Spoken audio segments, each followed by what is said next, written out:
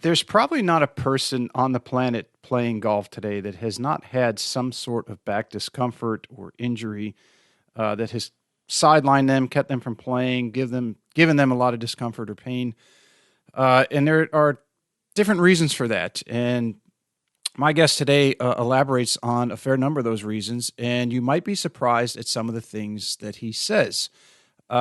He is an orthopedic spine surgeon by the name of Craig Boatright. And I met Dr. Boatright probably 15 or 16 years ago when he moved to the Lowcountry here in the Hilton Head and Bluffton area.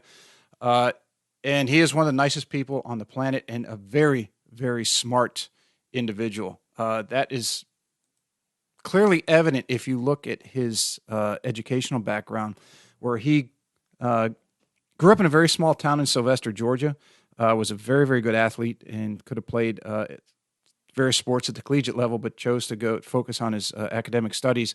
He went to Emory University, which was a big step going from a small town, where he graduated Magna Cum Laude and received the Rhodes Scholarship. So we talk a lot about the going from small town to a bigger university and then going to Oxford, which is obviously on a world stage, and the difference in culture and the personal growth that he went through during that time, and how he would not trade that for anything in the world. From there, he moved on to Harvard University Medical School, where he at one time was going to be a neurosurgeon, but segued into being a orthopedic and spinal surgeon. Did a residency at the University of Washington in Seattle. Came back to Emory University to do his spine surgeon fellowship, and worked at a number of different hospitals around the country, and is currently at the Spine Institute of the Carolinas here in the Lowcountry, Hilton Head, Bluffton, and Beaufort. Some of the things that might surprise you that Doc Boatright gets into is where most golfers, and he does distinguish the difference between recreational golf and professional golf, because there is quite a bit of difference on the abuse that the body can take and where injuries tend to happen. But when he talks about recreational golfers, you might be surprised that most of the issues are in the upper lumbar area, the L1-2 areas, as opposed to the lower lumbar, where a lot of people in the general population do have issue. He also describes how a lot of people who come into his clinic, regardless of pain and discomfort that they're experiencing, do not require surgery. And he and those in his practice don't just jump right into surgery just to complete another one and hit the cash register, so to speak.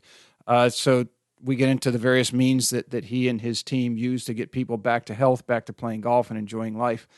And then also why golf, in particular at a recreational level, is not bad for your back. In fact, for your overall general health and well-being, playing golf, whatever age you start at, as long as you can be one of the best things you can do for your overall health and enjoyment of life and friendships and everything else that you can do. So just a great conversation. He is one of my favorite people on the planet. I love sitting down with him every time that we get together. We seem to get on these long discussions, and I'm sure everybody's going to love listening to him. You're going to fall in love with the guy, as everybody here in the Lowcountry has. And he's just a wonderful person and a joy to listen to. So please give a big Golf 360 welcome to my guest today, orthopedic spinal surgeon, Dr. Craig Boatright. What's up, everybody, and welcome to the Golf 360 podcast. I'm the host, Pete Popovich. So you may be asking yourself, what is Golf 360? And Golf 360 is a show that was designed to introduce you to people associated with the game of golf to help you improve not only at your game, but also your life. Almost all of our guests are from within the industry in some way, shape, or form, but some of the guests we have are from outside the industry, and it mainly revolves around the business world with a few others scattered in here and there. Now, all of the guests that we have a few things in common. One, they all were highly successful and accomplished in their field. Two, each has something to pass along that will help you in your game and your life. And three, they were all more than willing to give back by passing along the things that they use to help them in their career, and even some of the mistakes that they made so that others don't make them in their journey. So I hope you find listening to them as enjoyable as I did interviewing them, and that each and every one of you benefits from the information that they so willingly and graciously pass along. Hey everybody, I want to give a big shout out to a new sponsor of the Golf 360 podcast, and that's Affinity Wealth Management Group. We all work exceptionally hard for our money, and none of us can afford to let that fall into the dark abyss of the big box financial service firms and their jack of all trades and master of none mantra, which basically means you become a number within a cookie cutter model that's also often accompanied by massive fees. Your future deserves more than average returns and little attention. At Affinity Wealth Management, they ensure that your financial goals receive highly individualized, tailored attention from experts, not just advisors, who are in the industry to be great and not average. As a client of Affinity Wealth, you receive a customized solution to your customized life, keeping in mind your family's financial situation, values, and risk tolerance. Call Affinity Wealth today for a no-cost consultation with one of their experts at 724-754-8200. Again, that's 724-754-8200. Or you can also check them out on the web at www.affinitywealthmg.com. That's AFFINITYWEALTHMG.com. This podcast is brought to you in part by Just Thrive Probiotic. You may be surprised to learn that your digestive system is the key to creating and maintaining the quality of your physical, mental, and emotional health, and it's one of the body's most essential systems. That's why the majority of nutritionists today highly recommend probiotics as an indispensable nutritional supplement. As a discriminating consumer, you've probably been searching for a probiotic that is proven, potent, and effective, and you found it. Just Thrive is your best choice for maintaining a healthy lifestyle. Just Thrive Probiotic captures the power of hundreds of thousands of years of nature's design with a specialized bacillus strain formulation that guarantees survivability through the stomach and upper digestive system. Supports optimum gut health, digestive health, immune health, and delivers antioxidants. Great for adults, kids, and the whole family. Use promo code GOLF360 at www.thriveprobiotic.com for 10% off your order.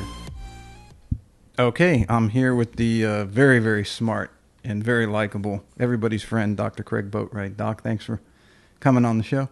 Great to be here.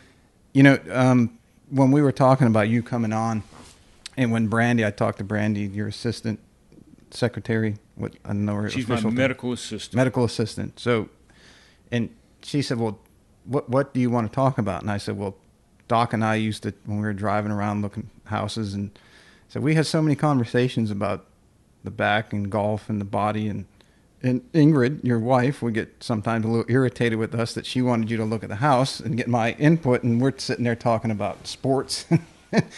And we were focused on the important stuff. Yeah, we're focused on the important stuff. And I got to thinking when I got this going, I said, I need to have Doc Craig on, because all it's going to be is another conversation of us, all the stuff we used to talk about anyway. So it's cool. It's good to catch up. I'm glad you're doing well and enjoying the air. And as we said, you know, now it's hard to believe it's been, 12, 13 years almost that you guys have been in this area. It's been a long time. It's been a good 12 or 13 years, I'll have to say. So. And we're very lucky to have you. But I see you in the gym, and you look great. You lost weight. You look lean, mean, in shape. And I had to lose some weight myself, so it's and yours was for a hip, right? That's right. I mean, people ask me. I see a lot of patients every day, and they come in and they're like, "Wow, you look like a different person." And I guess I do. Sometimes they don't even recognize me, and I've had several patients over the last couple of years. I'll go in and talk to them and go over things with them, and then walk out, and they come out and they say, "Yeah, I like that guy, but I'm here to see Dr. Boatright." And Brandy's like, "That is Dr. Boatright." So sometimes they don't recognize me to that extent. That's actually true story there. But I had a bad hip, and I was only 50 when my hip started to bother me. And, you know, it started to really affect me. And as I thought, well, what can I do to try to make it to 60 before I get my hip replaced? Because when I was a resident, which was now 25 years ago, the whole goal for joint replacement was to not do joint replacement in somebody until they were 60 or 65 years old. Now that thinking has changed a lot, but being programmed 25 years ago as a resident, I thought, well, I need to make it to 60. So I thought, well, I'll lose some weight, and hopefully that will help me make it to 60. So unfortunately, I did not make it to 60. I had my hip replaced last December. It went extremely well, and I'm super pleased. I'm back to exercising for 2 hours at a time and doing all the things that I enjoy. But I did lose weight 2.5 years ago, and I'm going to try to keep it off. Well, I remember seeing you in the gym, and I had to look twice. I'm like, Craig, is that you? And so, it is.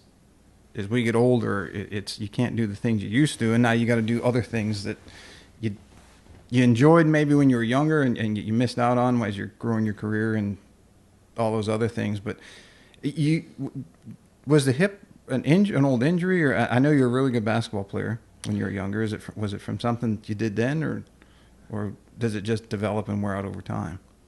Well, I grew up in South Georgia, and the tracks at all the high schools were made out of asphalt, and I was a miler and a 2-miler. So in addition, I played basketball during the summer. I would literally play for 8 hours a day. It was all I did, and when I wasn't doing that, I was doing baseball or football or what have you. So I think it was in part the fact that I did a lot of miles on asphalt.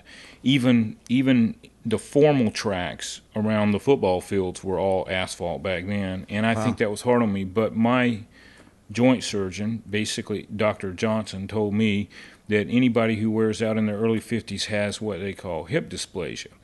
And, the hip is a ball and socket. So, and the ball is kind of angles in, and then the socket covers more or less of the hip. So if you think about it, a cup over the top of a ball, hip dysplasia means that there's not as much of the ball over the cup, so it's rotated a little bit more inward, and so you don't get as good a coverage, and those hips tend to wear out faster.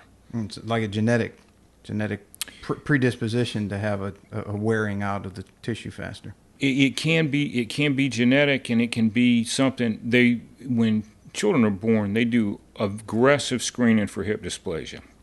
And every pediatric orthopedist spends a lot of their time seeing patients and screening for hip dysplasia. Because if you catch it when they're babies, a lot of times you can do some things and have it develop more appropriately and avoid that. So, but a lot of kids get by, and I think people, according to Dr. Johnson anyway, who need their hip replaced in their early 50s like me, had hip dysplasia. Now, you have a very dignified resume for your education, if that's a way to say it. Very, probably one of the most respected educations that if anyone looks you up online, they can find, and I'll go over some of it. Being a sports lover, I think what you're trying to say is I'm one overeducated redneck, right? Not even overeducated, but I mean, when somebody's looking for a spine surgeon, they pull up your name and they look at your pedigree of where you went to school and where you learned and studied. It's like, yeah, why would I go anywhere else, right? And when you add in your partner, Jeff Rubin, who we met, and it's like, God, between the two, there is no, the decision's made. It's like, I'm going to these guys. But as somebody who played a lot of sports growing up, was there a time that you said, okay, here's what I want to do? Did you know that you want to be a doctor early on? And then you pursued that? Or did you say, yeah, I'm really good at sports, but maybe the next level, or I might not be looking on to pro sports as a goal, so I'm going to segue over into being a doctor? How did that kind of transpire? The thought process for you? When I was growing up, I started off, I joke, and I have different people, the women that I work with, have children in school age, and they'll tell me stories about how their little guy was getting in trouble and at school. And I said, listen, until I was in about the second or third grade, the only scholarship they ever thought I was going to get was to the state penitentiary because I was all over the place. And but as I got older, I started to sort of focus in a little bit more and made better and better grades. And so by the time I was in high school, I was making good grades. And of course, in Sylvester, Georgia, where I grew up, if you made good grades, everybody just thought you were going to be a doctor. So it was a foregone conclusion that that's what I was going to do. So I kind of thought that's what I was going to do. I liked the idea of it and everything. And so, but I had one small problem, and that was that I fainted at the sight of my own blood. So, and I knew that what I wanted to do was be a surgeon. So I went on through undergrad and made good grades, and then went to medical school. And for the first 2 years of medical school, I gave blood every chance I got. So I have a sweatshirt from almost every institution in Boston that collects blood. You know how they give you a sweatshirt or a baseball or a bag? I've got bags and baseballs from every institution because I gave blood every 3 months, steady on, until it didn't bother me anymore. So, but as I was growing up, I thought, until I left high school, I thought of myself as an athlete. I never thought of myself as anything other than a basketball player. And it turned out that I was a pretty good basketball player. I was All-State for 2 years in Georgia, my last 2 years, and I was good enough, but I just wasn't quite good enough to play Division I. My feet were just a little bit too slow. Mm-hmm. And so when I started looking at colleges, my dad said, you can go to Georgia, you can go to Georgia Tech, or you can go to anywhere you can get paid for on your own. So, and because I had I was one of three, I was the oldest, and they needed to fund all three of us. So he was willing to pay for me to go to the state schools or anywhere I could get paid for. And I was lucky enough to get an academic scholarship to go to Emory. And I always say that I'm very thankful to Coca-Cola, because the guy who really made Coca-Cola into a billion-dollar industry was Woodruff, Robert Woodruff, and he gave a lot of money to Emory. And in fact, right in 1980, he gave Emory $100 million all at the same time, which in 1980 was a lot of money. And since then, the Woodruffs have given Emory over $1 billion. But that was a big one-time thing. And part of what that money was set up to do was to bring people to Emory that had academic promise and all that type of thing. So I was lucky enough to be a Robert Woodruff Scholar at Emory, which was a really great deal. They would pay for you. They paid all my tuition. They paid for my books. I mean, there was even enough money to pay a fraternity bill sometimes. Mm-hmm. And it was not just that. They would pay for me to do anything I could make out to be cultural in Atlanta. So, the Braves, I got very creative at making the Braves a cultural experience. So I would get my Braves tickets paid for back then. So that's a pretty good deal. It was awesome. Because that was in the Smoltz Glavin, wasn't it? Or was that a little before? No, that was a little before. Yeah, the Braves were not good. It did not cost very much money to see the Braves. You could get a $3.70. The Dale Murphy era. The Dale Murphy era. That's exactly right. You could get a ticket for $3.75 and go, which would get you into the upper part of Fulton County Stadium. That was 3 stadiums ago in Atlanta. Mm-hmm. And you could get into the upper aspect of Fulton County Stadium and walk right down to the picnic seats and watch the game most days, because there weren't very many people there. So, but it was awesome. It was a great way to spend an afternoon in the summer in Georgia. So, mm-hmm. When you said you had pretty good grades, that's almost an understatement, because you were Magna Cum Laude when you graduated from Emory. Is that right? Well, that's it. Yes, I mean I had good grades. So I'd say that's pretty good. Well, at Emory, the thing is that you had to write a thesis to graduate with honors. So I had to find something, something to write I had to do an undergraduate thesis and all that type of thing. So it was, and really at Emory, I did play basketball at Emory, but the thing is that wasn't my focus in any way. Mm-hmm. So, and I'm glad I didn't play Division I basketball in retrospect, just because I have known some guys who played Division I athletics, and for me, I think it would have cut down on my personal growth during college, just because college was a time when I went from being a guy who grew up in a small town in South Georgia, where the biggest institutions were the Methodist and Baptist Church, and to a guy who was more of a trying to be more of a citizen of of the world. So maybe is the way to put it. And I think there was a lot of growing to be done, having grown up in Sylvester, and so I'm glad I didn't spend all my time with sports in college, but spent my time doing a lot of other things. So, but I still managed to get it paid for, which was the key point for my dad. Yeah, so. And your brother and your siblings, because That's right. then that helped them get along. So you go from there, and you got the Rhodes Scholarship. You went to Oxford. Yes. Just touch on that a little bit, if you don't mind.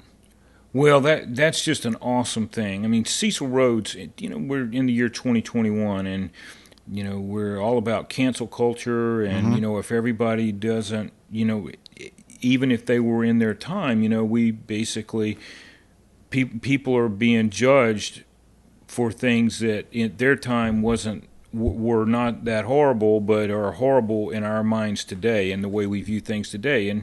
And right or wrong, for that, Cecil Rhodes was a bad guy. So there was no way to get around the fact that Cecil Rhodes did some things and had some practices in developing the industries that he was in, which were the mining industry and diamonds and all those type of things in South Africa that we would not view as good today. And there's just no way around that. And even 25 years ago, when we weren't judging people quite the way we do today, he was a bad guy. But he had a great idea, and his idea was to bring people to Oxford, and because that's where he went, and he was British, and he felt like that was important to bring people from all over the world to Oxford to study there. So he gave a whole lot of money in 1904 and established these scholarships. And the scholarships basically bring people from everywhere England had a colony. And so at the time that I did it, there were 75 Rhodes Scholars a year in the world. And there were 32 from the United States, but there were 10 from Canada, and then every other place that Britain had a colony, including Australia and everywhere else, everywhere they'd been part of the Commonwealth. And in fact, there were years where some places in Africa and other places where the Rhodes Scholars came from, they would not even be able to find a Rhodes Scholar because the place was not set up to have somebody ready to come to Oxford. The development of that area had not come to a point that would allow it? Well, it's just more along the lines of, I think that the students and the setup there weren't really set up to field somebody every year. So there would, and plus, of course, this is something that a lot of people don't know, wouldn't know, but there was a time when the Rhodes Scholarship was really much more about athletics, especially with the scholars that came from the United States. And they had a few years where they brought people to Oxford who couldn't really do the work academically, and so that they had reset sometime, I think that was in the late 60s, they kind of reset and made sure that they were bringing in people who could actually do the academic work. And now really the scholarships are much more about academic excellence than they are being an athlete. And in fact, when of the 32 people from the United States that got the scholarship in 1989, when I got mine, you couldn't have mistaken many of them for athletes, but they were all super smart people. I was, right. But anyway, it was a great experience, and it was just an awesome thing to go do, and to have somebody else pay the bill for you to travel around Europe because their school at Oxford is not. You're out of school as much as you're in school, and of course that scholarship continues to pay you even when you're not in school. So it would provided money that if you were very cheap and thrifty, you could travel around Europe for 8 weeks at the time in between terms.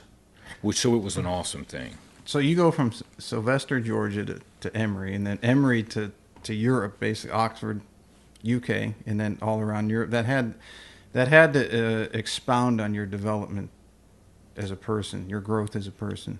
I would have to assume, seeing the different cultures.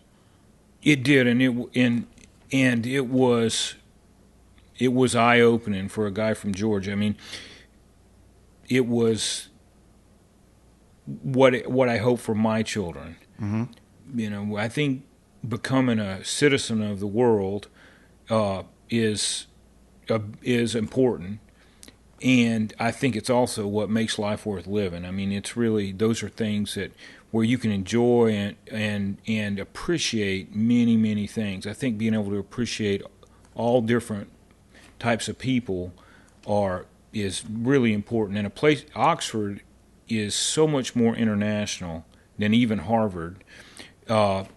It's just much. They're people. The people that are there.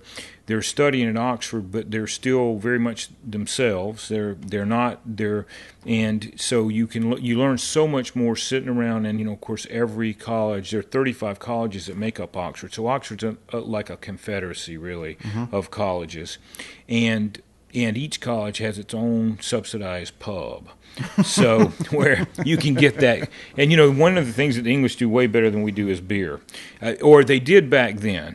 And we've come a long way, I guess, with the microbreweries and all that kind of thing. But you could get a pint of beer, and it was a real pint, like the big one, and for half price in the pub. And really, I think I learned a lot more sitting around listening to people from other places talk about where they were from and what they thought and how they felt about things, how they felt about the United States and things. I learned more there around the pub than I did even in the classes that I took and from my professors. That's interesting. Yeah, real world experience versus book study and theory. Real pub experience. Yeah. It was awesome. So you go from, and I'm just trying to paint the picture for everybody listening on my abuse of the English language when I tried to give a word to describe your education, more than qualified to be on the show. So Oxford, and then medical school was Harvard? Yes. So I came back and went to Boston. So Harvard is awesome, but Boston is just incredible. Mm-hmm. What a place to be a student. And again, it was a growing experience. Medical school, I think really once you start medicine, while you expand what you're doing with respect to your science knowledge and also your ability to do a useful profession, you become much more focused. And in a lot of ways, I think that I became a much less interesting person after I started medicine. But during medical school, I was living in Boston, and Boston is such a great place to be a student and to be young and learning that it would. I don't think I started shrinking until I became a resident. So, but then I think that after you get so focused on what you're doing in training, that it can be a narrowing experience. But Boston kept that from being the case for me, and Harvard was great, but Boston was even better. Mm-hmm. So, yeah, I mean, you've got Harvard, MIT is in Boston, right? Yale is across the river. Yeah, I'm not up to speed on my. Yale's down in New Haven. Okay, so New Haven, yeah. That's in Connecticut. What's the one across the river from Harvard? Well, there are 50. There are a bunch of colleges. Boston University's there, right? BU, BC. So Boston College, Boston University. Boston University is right on the river. So the medical school, Harvard Medical School, is not in Cambridge. So Cambridge is on one side of the river, and then MIT is right there, mm-hmm. And MIT is awesome. That's the only place you can go that I have instant respect for you. If you can get out of MIT, you got to be smart. You can be a knucklehead and get out of Harvard, but you can't be a knucklehead and get out of MIT. You have got to be smart. And I knew some really smart guys from MIT. But there's Boston College, which is a little west and in a very nice neighborhood. There's Boston University, which is right in the middle of the city, and then schools like Wellesley are very close mm-hmm. there. There's so many students there, and really, Dartmouth's not that far, Amherst is not that far. Those are all schools, and when you start going west in Massachusetts, it's just a great place to go to be a young person becoming educated. Did you know that you wanted to be a spine back guy when you were at Harvard, or did that come later on? I did. I knew I really liked the neurologic system. Because neurology it's one of those things where doing the physical exam tells you a lot. There are a lot of things that you can hook right into. So even without all the modern day things that we have, so a lot of the things that we see and that are interesting to us as people, non-medical people, are things that have a neurologic cause and are related to neurology. And I really like that. I like the fact that the exam meant something when you tested reflexes or strength, that could be linked to a direct place in the brain and in the electrical system of the body. But I didn't want to be a neurologist. I wanted to be a surgeon.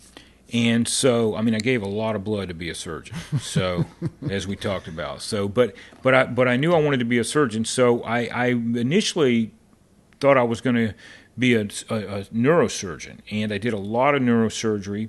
But I finally figured out that I'd go to breakfast in the at whatever 6 o'clock in the morning after you get there and do rounds, and I'd be sitting there with the neurosurgery residents, and they all were sort of sour and looked like somebody peed in their cereal. And the ortho guys were over on the other side laughing it up, having a good time. So finally I said, well, maybe I'll try the ortho side of this thing to get to spine surgery, because I was pretty sure I wanted to do spine. I thought spine was really neat. There was a lot of great stuff. We made a lot of advances in spine surgery between the time I started medical school in 1991 and the time and today. It's a field that's really made tremendous progress.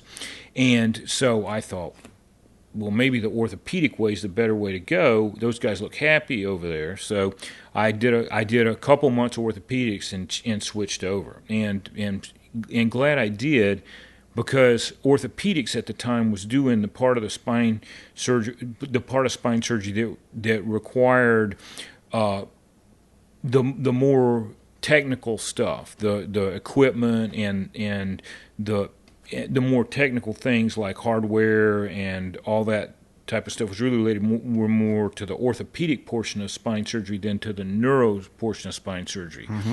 And because at the time they were still split. Most spine surgeons didn't do it all. If they were neuro, they did the neuro part, and if they were ortho, they did the ortho part. But since that time, since the mid-'90s, most spine surgeons do the whole thing. So, and ortho meaning the bone or the structural. That's right, the bone, and the neural meaning the spinal cord itself. Yes, and the nerve part of it. So even though I thought that the nerve part of it was super interesting, the actual surgical part of it and the rebuilding and the reconstruction and all that type of stuff, that was being done by the orthopedic guys. Now, like I say, over the end of between 1990 and 2000, really, everybody kind of melded together and did the whole thing. So now, any spine surgeon who is doing spine surgery does pretty much the whole thing. Both. They don't work together anymore. So there are two different ways to get to the same endpoint. That's interesting you say it about the neuro guys, because I had talked to Dr. Patrick Walsh, the world-renowned neurologist, and he started to be a neurologist and neurosurgeon. And he was asked, and he told me this, confirmed it, that the reason he got out was he eventually went into oncology as well, I believe. But he got out because when you got into neural surgery, as far as cancer and things like that, the survival rate was just like in the single digits, I think. And he said he did not want to be telling people 90% of the time that their loved ones weren't had X amount of time and weren't going to make it. And so he transitioned out of that into urology, which, and he became the famous great doctor that he is. But it's interesting how people start in neurology and maybe segue into something And maybe that's why those other doctors and surgeons were not as ecstatic or jovial, but it's also a very, I can't think of anything maybe more detailed than a neurosurgeon, because it's such a finite, and you're dealing with nerve endings and myelin sheaths and all those different things. Yeah, so the thing about neurosurgery is that there are really two parts to neurosurgery, and there's brain surgery, which is we refer to as craniotomies, where you actually open the skull and go in and work on the brain, and that's hard to get good results in. You can get good results with them in that field, but a lot of those things are, and especially they were developing some new things, but in the early 90s, it was, a lot of people that was not really successful, or as successful as we would want it to be, where orthopedics at that time, fixing the bones and repairing fractures. I mean, the beautiful thing about bone is it's one of the few tissues in the body that will regenerate itself as good as it ever was. So you regenerate bone. When you fracture a bone, you remake new bone. And roughly every 6 weeks, is it 6 or 12 weeks, your skeletal structure was regenerated? Well, it's 7 years. So, okay, 7 years. That'd be pretty quick. Okay. So yeah, yeah. So my timing was a little That's right. off. That'd be more Harry Potter. But no, well, it like a fracture will fix itself in that's 6 to 12 right. weeks. That's right. And then the spinal, or not the spinal, but the skeletal system can regrow. Right. When you're 3 or 4 weeks old, you repair a fracture almost immediately within 3 or 4 weeks, and as you get older, 2 or 3 years, you repair a fracture in just a few weeks. By the time you're a teenager, it takes about 6 weeks, and then that lasts until you're in your late 20s, and then thereafter fractures take a little longer to heal. So we heal a little slower, but fractures heal, and they like, just as you said, it's 6 to 8 weeks to heal most fractures, and then you're basically, now I wouldn't say you're always as good as new, because a lot of times the soft tissues are not as good. But in today's world, we've learned to put the bones back together, and many times the bone is as good as it ever was, because it regenerates new bone. So even if you have hardware in your back, stainless steel or titanium, rods or screws or plates to hold it in place, once your bone heals, your bone does the work, and the hardware is superfluous at that juncture. But it heals as without a bunch of scar tissue or anything like that. Where most tissues heal,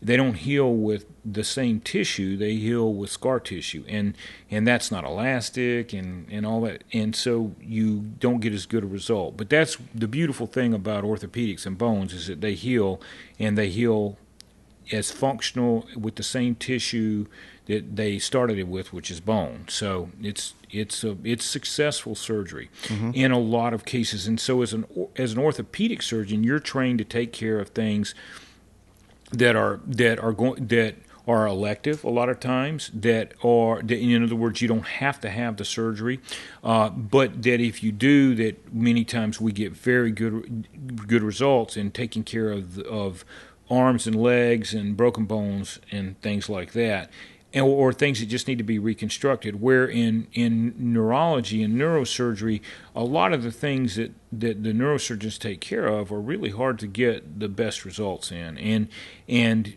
so they hit home runs and grand slams sometimes, because they take things that are hopeless, and they get a great result, but a lot of times they strike out. And for orthopedics, it's a lot more singles and doubles and everything, where you take something that's not that horrible and you fix it back to being great. I mean, that's what sports medicine's all about, right? So, especially in this area, get people back to, they go from struggling to walk in to, in a certain amount of time, when you fix them, they can go back to tennis, or in this case, golf, and enjoying life again. That's exactly right. I mean, well, the whole point of sports medicine, the hard part of sports medicine is not really necessarily doing the surgeries and everything. It's the fact that people's expectations for sports medicine are to be as good or better than before. So, indeed, we are able to do sports medicine operations that send people back to professional football and professional basketball and Division I level athletics, and that's common. Mm-hmm. And so those are high expectations. Now, when you're talking about spine surgery and these things, the expectations are sometimes not quite that high. But in this particular community, we send people back to golf and tennis and fishing all the time. So, and that's our goal, is to get people back to leading that active, healthy lifestyle that they moved here to lead as they get older. Yeah, because once you stop moving, you start dying, right? That's right.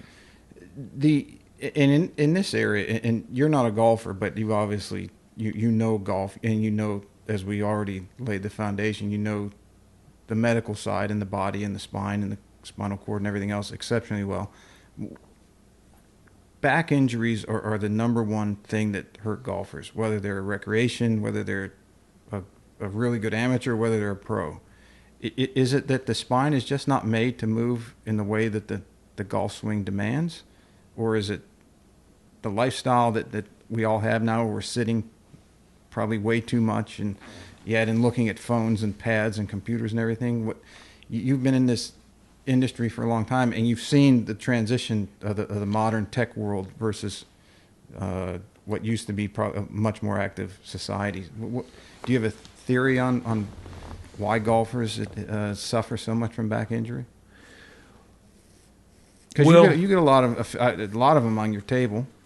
Yeah, I get a lot of golfers because that's who lives here, mm-hmm. and people want to be active, and I think I take care of a lot of golfers here basically because people move here to be active, and then as we age, it doesn't matter whether you're playing golf or kayaking or tennis or softball at Sun City, which is a blood sport. Or all these different things. The older we get and the more active we are, the more we're going to have some injuries. Mm-hmm. But the thing is that I don't think that those injuries should keep us from doing those things that we like to do, except on rare occasions. So when I see somebody here who is likely a golfer, because so many people play golf, and they're having a back problem, I tell them, listen, I think we're going to get you back to golf. And I think the rule is to get you back to playing golf. And the exception is for somebody to have this problem and not get back to golf. And I know you've got some personal experience with this. Right. So, but what I will say is that I don't think golf is any harder on your back than many of the other activities that we do in order to stay active and thereby stay young and healthy, and even into our 70s and even into the 80s. And in fact, my opinion is that golf is really a awesome sport, because it is of the sports, I think it may be the easiest to remain active until you're in your 80s. Now, part of that has to do with the fact that when you get to the point that you can't walk the course, you can take a cart. And while you don't get as good an exercise, if you're 80 years old and taking a cart and playing 9 or 18 holes of golf, you're doing a whole lot better than the 80-year-old who is not going out and playing golf. So, and I think a lot of people, there are people who play tennis into their 80s, but I think it's a little harder. And they're certainly not. I don't think people are in. I don't think they're in their 80s. It would be a very rare person who were doing some of the other sports that, even softball and some of the things that happen in these communities here that are set up to keep people active. By the time you're in your 80s, you have to stop. But there are quite a few 80-year-old golfers. And so I think golf is a great sport, specifically because many people can do it as they age. And that brings me to, as a spine surgeon, everybody's like, oh my gosh, spine surgery, if you have spine surgery, there's no way you're ever going to return to golf. But that's just not true. I mean, we send many, many people back to golf. And in fact, most of our people go back to playing golf after they've had their spine surgery. But the good news for people is that most people don't need spine surgery. Even people who come to me after having seen multiple other people, like their primary care doctor, and they've seen other non-operative specialists that take care of the spine in one way or another, another orthopedic surgeon. They've been screened by another orthopedic surgeon or a physical therapist, or a primary care doctor, and they come to me being told that, hey, you need surgery on this. Still, most of the people that I see don't need surgery, and we have our whole program set up in such a way that surgery is an absolute last option, that even people who have something that would get better with surgery, we frequently make them better without doing surgery and get them back to golfing or tennis or fishing or softball or whatever they enjoy. Pickleball has become, a real big thing around here. Yeah, and I mean, it must be addictive, because even though I don't play, I can tell you people have to get back to pickleball.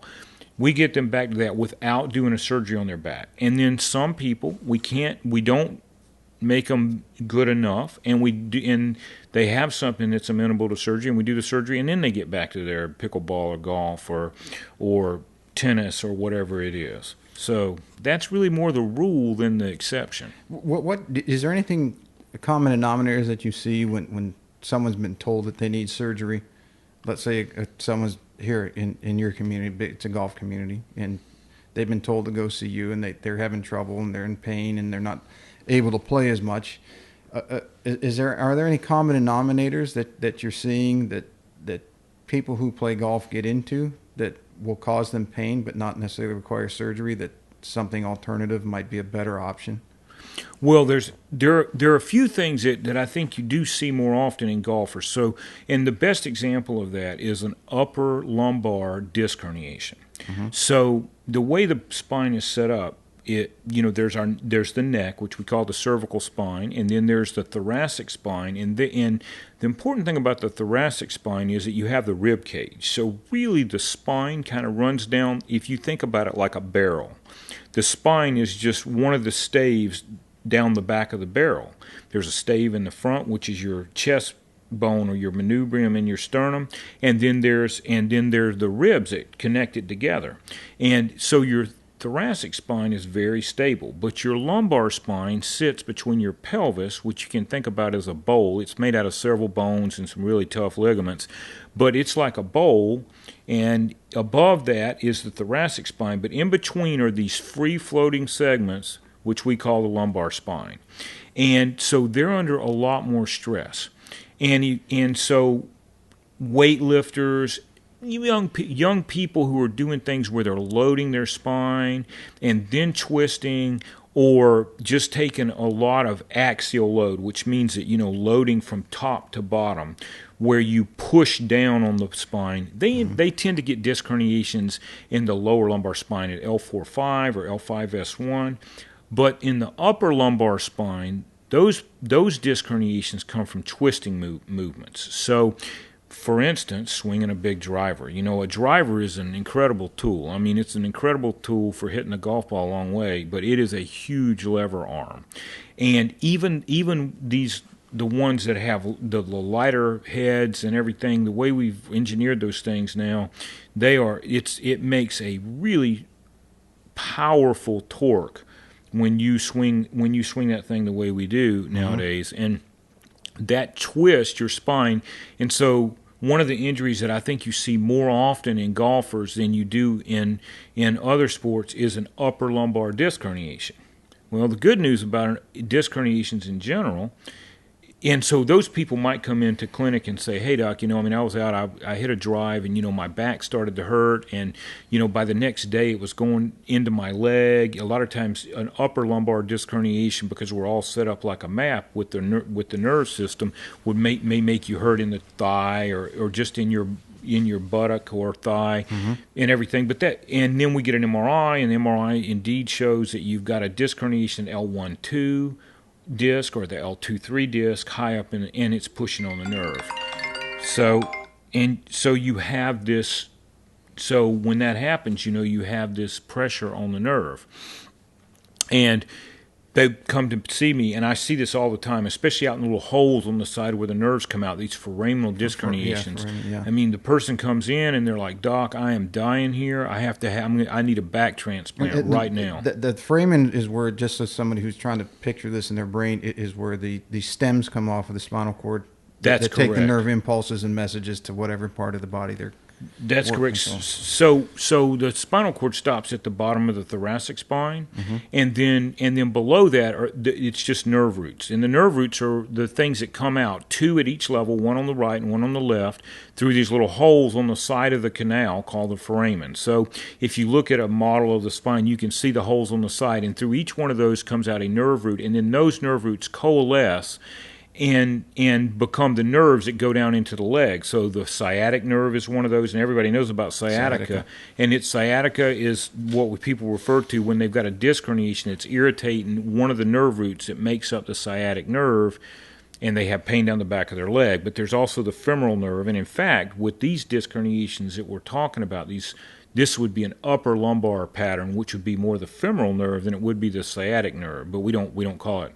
We don't have a name for that like we have sciatica. And that's when the disc, I'm sorry, the disc slightly moves out, and then it tilts the vertebrae so that the foramen is pinching down on one of the nerve endings. It can be a pinching thing, but a lot of times it's just that little hole becomes smaller. That little hole is about the diameter of a finger, in probably your ring finger. It's about that big in diameter, and if the disc happens to herniate at that level and go into the hole on the side, the foramen, and fill up that hole, it'll pinch the nerve as it comes through the hole. So it's a little bit like having a pencil going through something the diameter of your finger and then filling that up with disc material. And it just so happens that the maneuvers for golf where you twist can lead to, just because of the way the spine's built, a higher likelihood of getting an upper lumbar radiculopathy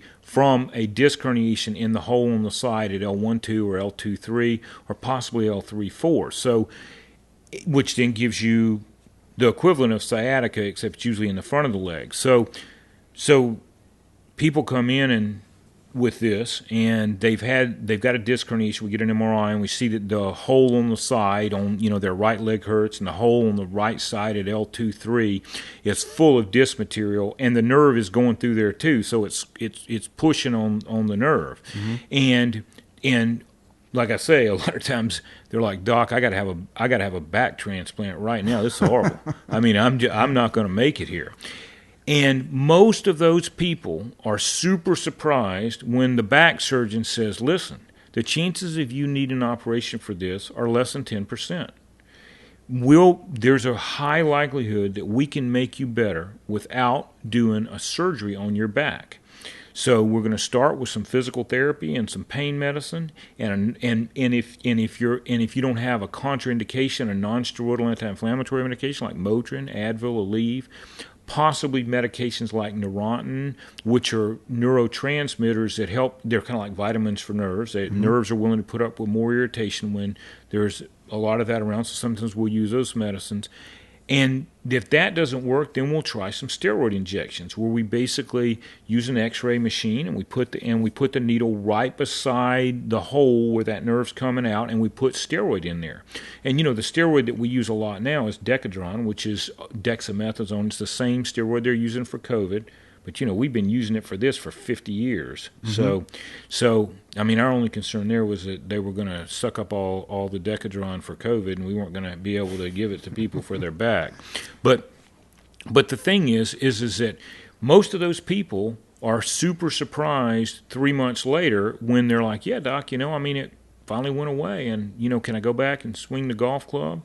And they get back to golfing, and they never have a surgery. Now, some people, they don't respond to those things like activity modification and physical therapy and chiropractic. You know, we have people try chiropractic a lot of times because we want to exhaust everything before we do surgery.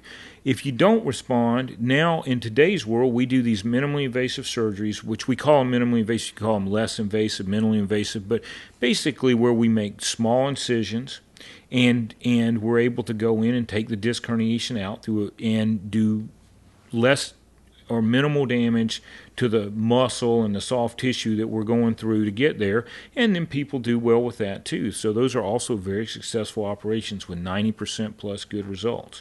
But I think the surprising part for people is that many people who have these injuries don't need to have an operation.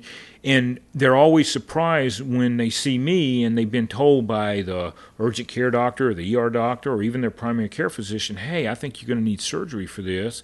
Or they're hurting so bad that they can't imagine that they don't need to have surgery for it right now. Mm-hmm. And I say, listen, there's a high likelihood that we're going to get you through this without having to have surgery. So, and we've got a lot of things that we do that we try before surgery. Now, occasionally somebody is just in so much agony that we have to go on with the surgery right away. But that is very rare. For the golfers, the irritation or the catalyst, because many golfers that whether they play at a high level, and if they play at a high level, then they've played a lot of golf, or if they get to a certain age and they playing since they were young, they played a lot of golf. So if the irritation or catalyst for development of some issues starts in L1, L2, L3, as most golfers get older or they played a long time, it seems that their trouble goes down to L4, 5, and S1. Is that a reaction to the upper lumbar vertebrae being irritated, causing problems, and then it slowly works its way down, or is that the lower lumbar just eventually gets older and starts to wear from use? Well, and this is not just in golfers, but this is in everybody. And again, I would say that I don't think golfers have that much higher likelihood to develop back problems related to people who aren't golfers. The general population. The general population. I think that there may be, in my experience, which is clearly just anecdotal, but I'm not sure that I'm not a specialist at taking care of golfers with golfers' spines, because I live here where almost all my patients play golf, and they've moved here to play golf. They want to play golf, and I encourage them to continue playing golf throughout their treatment, except during specific times, like when we're doing epidural steroid injections and we really want the back to calm down and let the inflammation go away. Then we might take some time off from golf, or in the post-operative period we might take some time off from golf. Mm-hmm. I mean, we would certainly in the post-operative period if you've had an operation, but most of the time we're all about getting back to golf as soon as we can, because I think you pointed out that if the older we get, and if we don't use it, we lose it, and it happens so much quicker. It was really driven home to me how quickly it occurs. When I had my hip operation and I had my hip replaced, I was 53. I was in very good shape. I continued to exercise right up until the day before I had my hip operation, and I became deconditioned very quickly after my hip operation, and I was very surprised at that. So I think that people we don't want to take people out of their active life unless we really have to. Now, when you have a big disc herniation, you definitely have to come out of your active, you have to take some time off, and those are the things that I'm supposed to tell you, when you come to see me. Hey, we're going to need to take some time off here. Here's our strategy for getting you through this. But getting back to your initial question, the biomechanics of the back are much more poor in the lower lumbar spine than they are in the upper lumbar spine. And it's the L4-5 level, which is not the lowest disc where the spine hooks into the into the sacrum, which is the part of the bowl of the pelvis. But it's the disc above that, the L4-5 disc, and that's a little bit because it actually sits up high enough where that lowest vertebrae is really held tightly in the pelvis a lot of times. The one above it, the L4-5 disc, that's always the one that causes the most trouble in people. And so even though golfers, I think, probably have a higher than average rate of upper lumbar disc herniations, I think that the lower lumbar spine is still the most common cause of a problem, whether you're a golfer or not. It's just that compared to other people, in my experience, I've seen more upper lumbar disc herniations in golfers than in non-golfers. Again, that's anecdotal. I can't quote a paper that says that. I'm just saying after taking care of golfers here now for the last 12 years, where most of my patients are golfers, that I think I've seen a higher instant of that than the first 10 years when I lived in Asheville, North Carolina, and everybody wasn't a golfer. So, but it's still the lower lumbar spine that's the major offender, and L4-5 being the most offensive and the most likely to cause you problems, and L5-S1 following that, and then L3-4 after that. Those are your lower three segments. So. But even there, still most people do not need spine surgery. So, and what would be some of the things that someone could do, golfers, we'll use them as an example, to avoid getting into the problem of the rotational, excessive rotational problems in the upper lumbar, and or keeping that lower lumbar area moving? Is it stretching? Is it like a yoga or a good stretch program? Or what do you see that's working the best? Well, I think that no matter what sporting activity you're involved in, there are things that you need to do so there's some general things that I definitely think are important to do. So the first thing is if I were running the clubhouse, I think that just like the athletes on the side of the side of the football field in the NFL and in at Clemson and University of Georgia, and there's a stationary bicycle over there, and they all get on the stationary bicycle especially if they've had something happen, and they'll ride that thing a little bit. It's to stay warm. So I think the first thing is before you go out and swing the driver, you should loosen up. And it's not even, I think when I was growing up as an athlete, we were all about stretching all the time. And stretching is still important, but really I think even more than stretching is warming up. You need to go out and before you start swinging the driver, you need to warm up and get started. So a stationary bicycle will help you warm up with respect to your legs, but the old calisthenic things that people did would probably help golfers to get warm, And I'm not talking fluids and blood pump and things like that. Just getting your muscles warmed up. So however you do it, you could do some very light weightlifting. You could, jumping jacks, what have you. I don't expect to see a bunch of people in the clubhouse doing jumping jacks now, but whatever it takes to get your muscles warmed up, you need to get warm, and then stretching is still a very important thing to do before you go out and start swinging the driver. And the reason I say that is because as we age, and golf is a game that's played by people who are aging and hope to play as long as they keep aging, if you know what I mean. Everybody wants to. You hear some of these guys say that the way they want to go is after they've finished their 18 holes and had their best score ever, and then that's walking the way, off the 18th. Walking off the 18th. Right there, that's right. So that's the way to do it. In other words, everybody wants to be productive and happy and involved and active until they die. And that's a good goal. I think that's an awesome goal. And so but as we age, our tissues become less elastic. Okay, that's why skin wrinkles. That is why it's so much easier to tear a ligament or a tendon as we age. That is why it takes a lot longer to get things back in shape. We just don't have any elasticity anymore. So as the elasticity goes away, it's more important to get your muscles kind of stretched out and moving before you start stressing those tendons, joints, and ligaments. And then when you do have a little injury, powering through your injury, so you're on the 12th hole and you swing and you know that you have just pulled something in your shoulder or in your leg or in your back. You don't power through when you're in your 60s. What you do is or 70s, you basically say, you know what, guys, I gotta stop here, because once that tear gets started, that little tear, it might even be a micro tear in whatever you just hurt, your elbow or your shoulder or your back or your leg. If you keep going, you'll just continue to tear it.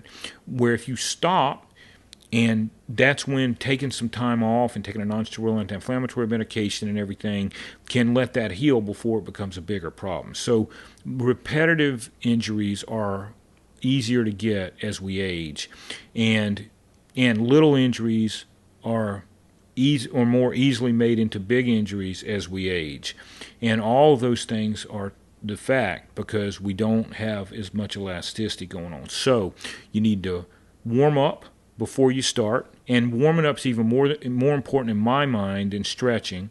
And then once you get warm, then you do some stretching, and then you're ready to go. So just popping out of the car, grabbing your clubs out of the back, popping them on and starting, even when you're late, is not a good idea as you age. And do you think with golf, because it's we'll take a recreational golfer, the people who aren't swinging at 120 to 130 miles an hour, let's say they're swinging at 90 with a driver. If they do a micro tear, it might be a little uncomfortable. But as that round progresses, or they progress in their league or whatever they're playing in, then that starts to become where it's more irritating. Then they're taking Advil and they take that, or Motrin or whatever. Then they maybe take something stronger, and because it doesn't go away, they're tearing it, and then they have to come in and see you, and it's like, okay, you're going to have to take X amount of time off. You don't need surgery. I know it hurts like hell, but is it something along those lines that you see quite a bit?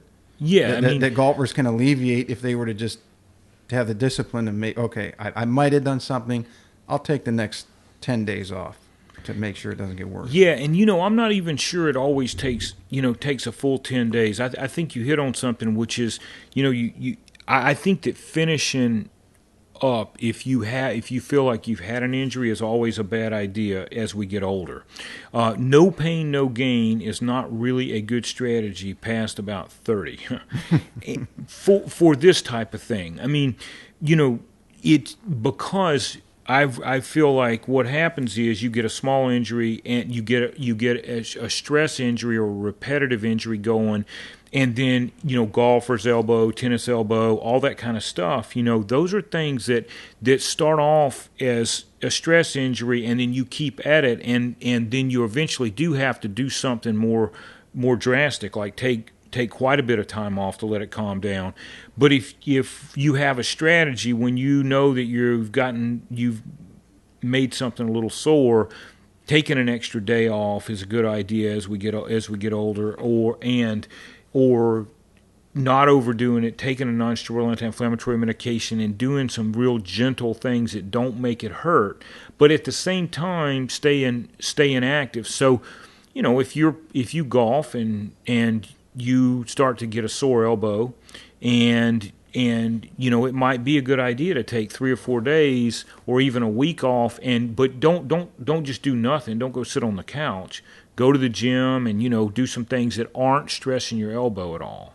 So, I wouldn't say go to the gym and lift a bunch of weights with your elbow. That's not a good idea. What you maybe get on the bike. Get on the bike and do some things. Keep your body active, because, again, the older we are, the easier it is to lose ground on being in shape, I guess is a good way to put it. I think everybody understands what being in shape is you can be very quick to go backwards on that stuff. So you want to stay active when you've got an injury and you're taking time off, but don't push through an injury. That's a bad idea as we get older. And for me, I do feel like I know how to take care of golfers better than most groups, but not the PGA guys. That's a whole different. That's sports medicine. Okay, that's a whole different set of things, and for those guys, their stresses on their body are different than even a good golfer. A really good golfer is not doing what those guys do, and it's not just because there are some really good golfers. I bet you're one of them who can hit the ball just as far as those guys do, but you're not playing every day. No, not anymore. What's so stressful for those guys is that it's every day for them. Even if they take a tournament off, they're still playing all the time. So their demands and the things that they think about and how they handle it, that's best handled by people who handle them all the time. And generally, when one of those guys comes to the point where they need me, that is a major problem. And a lot of those guys, I don't really feel like when they get back to the same level after they've had spine surgery. No, not when you're at an elite level. Not at that level. And right. I used to try to explain it to people when I was playing that if you're, this is the best analogy I can come up with. If you're going through the neighborhood and you're 15, 20 miles an hour in your car and you run over a 1-inch stick that had fallen in the street, you maybe you feel it, maybe you don't. But if you're in an Indy car and you're running 200 miles an hour and you hit the same thing, you're dead, right? So at that level, it's that high. And for someone at that level to go through surgery, they're still going to be elite, but they're not going to be, PGA Tour elite maybe. Or if they were in the top 50, that they might now fall down to the top 100 after they have to come see someone like you and go through some type of surgery. That's exactly right. But for your good golfers at the level, but at the community level, I mean, I guess which is the most of the golfers on the planet. Exactly, and those guys, they can get back. We frequently send them back, and they do, and they play better golf. I hear this from time to time, and it's a little, Groucho Marx, I think, was the guy who said, who asked his doctor if he was going to be able to play the violin after the operation. I think that was who said that, and the doctor's like, "Oh yeah," and he's like, "Well, that's great because I couldn't play it before," but. So I'm not suggesting that you're going to be able to play the violin after your spine surgery, but what I am suggesting is that I have had quite a number of guys come back and say, "Listen, I'm playing the best golf I've ever played because they had a chronic problem and they were hurting every time they played, and then we treated their problem, sometimes surgically, sometimes non-surgically, and they felt better than they've felt in a long time, and they were able to get back out and play even better golf." And I would have to say that through the team and programs that you guys have in place, that some of the therapists that they might go to after are going to find maybe some other ancillary issues. You get a tightness here, and we can work that out, and that's going to take some strain off your back. And so, yeah, I can definitely see that, especially being one that went through the program when you helped me out quite a bit many years ago. Yeah. Well, there's no doubt that we have in our community, just like I feel like I take care of a lot of golfers, our physical therapist even more so. And because a lot of times they take care of a lot of people who never even see me. They're being sent there by their primary care provider or by the urgent care or providers. And so there are people who never come to the point where they need to see me because they go see one of our just outstanding physical therapists, and we are really fortunate in this area here around Hilton Head to have some outstanding physical therapists that know how to get golfers going and take care of golfers. So for me, I've learned many of the surgeries that I do for golfers are the same surgeries I do for everybody else. Which we've gotten better and better at getting good results from over the last 25 years because we've tweaked a lot of the things that we do and have made a lot of little adjustments. The basic concepts from what we do are still the same in surgery, but what I have learned is that after surgery, I've learned how to get people back to golf. I've learned how long it takes before you can start doing the things that are involved with golf. So, if you have a surgery with me, I don't And I know that there are surgeons who will let people go back within 2 or 3 weeks. I don't do that, because if you've gone the distance and put in the time and effort and the stress and the risk and your all the things that it takes to come to a surgery, I want to give you the best chance of having the best result. And so I've learned that, sometime around the 8th or 9th week, we let you start putting, and then you go to chipping, and then over the next 2 or 3 weeks, and then you start swinging the driver, at 3 months. And then you swing the driver, and you start with 5 balls, and then you go to a quarter bucket over a couple weeks. And, it really takes 18 weeks to get back to really swinging the driver if you go through it in the right way. But I think that that's the way to get people back. And that took a while. I didn't just come knowing that. I had to learn that when I started taking care of a lot of people who golf. What you had mentioned, but through the 90s and early 2000s, a lot of advancements in the surgical process of orthopedics and neurosurgery, in particular on the back. What were some of those, and how has that changed from, let's say, 2000 till now in that 20-year period, with it seems like we're on accelerated pace in everything that we do nowadays, that it's almost hard to keep up? Well, for spine surgery, spine surgery is an interesting sort of example of how things progress and how they've progressed in the last 50 or 60 years. So spine surgery really became better and better and better as we were able to do better and better imaging. So as we were able to make better diagnosis, and our diagnosis is all about the imaging. So initially we had x-rays. That was 70 years ago. And then we started doing myelograms. Well, myelograms were just horrific back then. The stuff that they actually, because a myelogram requires injecting some type of fluid that will absorb x-ray, so you can see it when you take an x-ray into the space that surrounds the nerves where the cerebrospinal fluid is. And it's one of those things where that was a horrible procedure, but it gave images. It gave good images of the nerves, and so not great images, but just enough to tell what was going on, so you could see a really big disc herniation. And then there was CT scanning, and then there was CT with myelogram, and then there was MRI, and then MRI has gotten progressively better. So as we've moved forward with our imaging, we've gotten better and better and better. And so one of the things that's allowed us to do is to be more targeted when we intervene. So if I can tell what year somebody had spine surgery, a lot of times based on how big their incision was. I make an incision 2 centimeters in length, less than an inch, quite a bit less than an inch, and 35, 40 years ago, they would make an incision 6 inches long for that same surgery. Yeah, my mom's got an incision. It's at least 6 inches long, right down the middle of her back. And you think, young guys are like, oh man, I can't believe they did that, But of course they had to deal with different things. They didn't have good imaging in the operating room. So what they had to do was they had to open it up wide enough that they could count up from the sacrum to find the level they were looking for. These are the things that's a gross example, because now we can take it. We have intraoperative imaging, interoperative CT scans, and infrared guidance, just like with the Wii, the video game.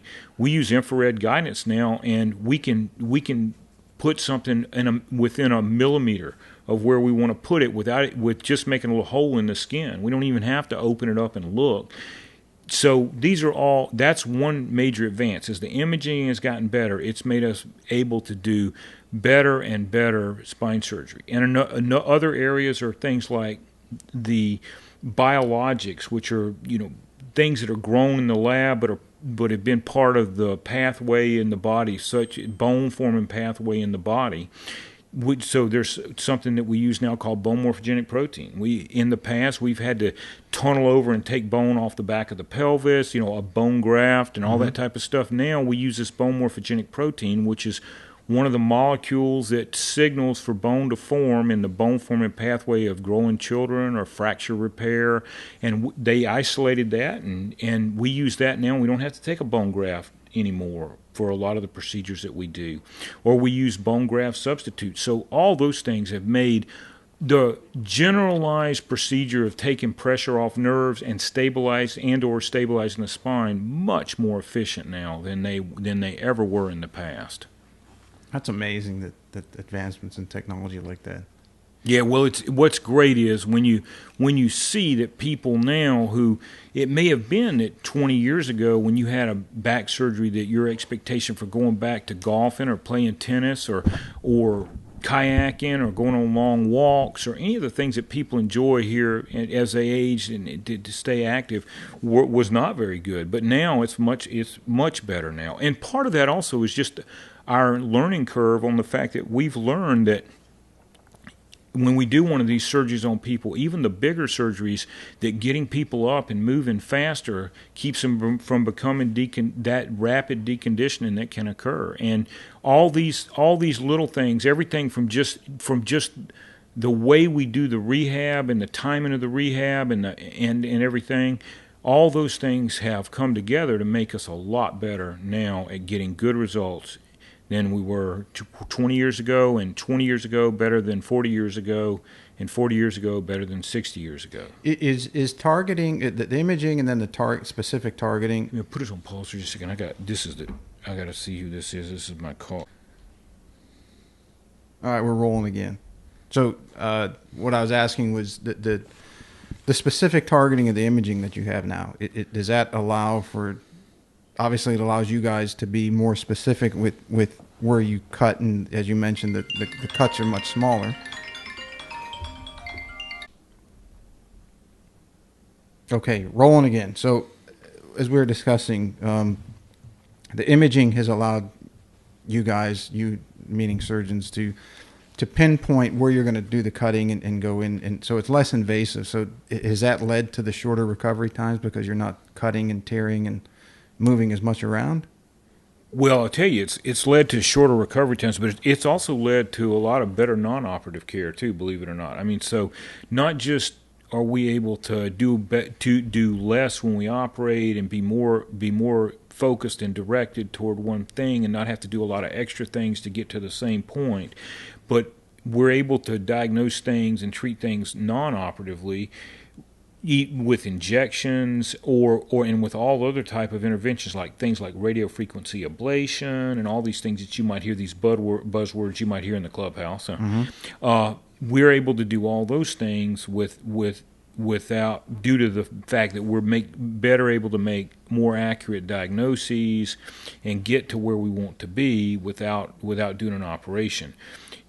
With respect to operative intervention, though, it has the better the imaging, the more you're able to know exactly what needs to be done, and so you don't you're very targeted. So frequently, I have people ask, say, "Hey, Doc, when you get in there, you just do whatever you need to do to make sure you take care of the whole thing." And I often explain that, hey, our operative plan is basically, sometimes we do have to alter our operative plan a little bit after we get there, but generally we're being very targeted about where we're going and what we're doing, and that's because our imaging is so good now that we can really see what's going on. So we don't have to go in there and check and explore about and see what's going on. We're going right to what we think the problem is, and addressing that, and not doing a lot of other stuff, and that makes for less surgery, more effective surgery, which makes for quicker recovery and less long-term scarring and damage to the tissues around surgery, and people do a lot better that way. How much does diet play a role in somebody's back issue? You, someone who because of it, you had to have a surgery and you lost a fair amount of weight, and you obviously you work out a lot, but you also don't lose that kind of weight. And you didn't lose 100 pounds, but you lost enough that 60, right? And people didn't recognize you. I think I lost 30 or 40. And maybe that's the reason my back has been one of the reasons, I'm sure. But what about the diet as far as how much weight somebody's carrying, and almost as important is the inflammation factor from a poor diet, especially as we're talking about the lumbar spine and the digestive tract and the inflammation in that area. Do you see that playing as much of a role that somebody can curb their diet as part of their avoidance of surgery or not needing it? Well, I'll start this by saying I have people come to my clinic, and sometimes they come with their spouse, and they say, "Hey, if I just lost some weight, would that take care of my problem?" And you can see, that they're blaming themselves for it, or their spouse is like, "Well, don't you want to talk, Dr. Boatright? Don't you want to talk to my husband or wife here about weight loss? Don't you think that's something?" And the thing is that, well, I definitely think, and I'll work back around to that in just a second, that back problems are exacerbated by poor diet and being overweight. Skinny people get back problems too.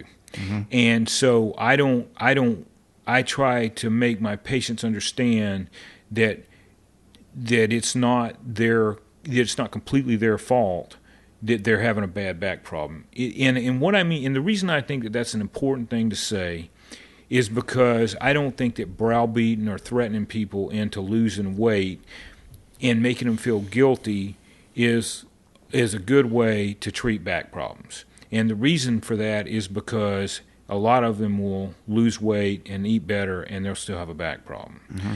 But with that said, and so I think feeling guilty and bad about yourself is not a good idea.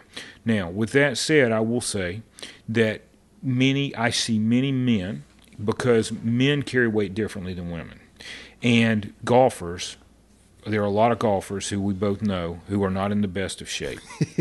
Okay, and for men, many of us carry our weight above the belt and below the boobs. Mm-hmm. Okay, the big pot belly there, and that's just the way men carry weight. I will have patients come in; they'll have a very big belly, and they will have a skinny back.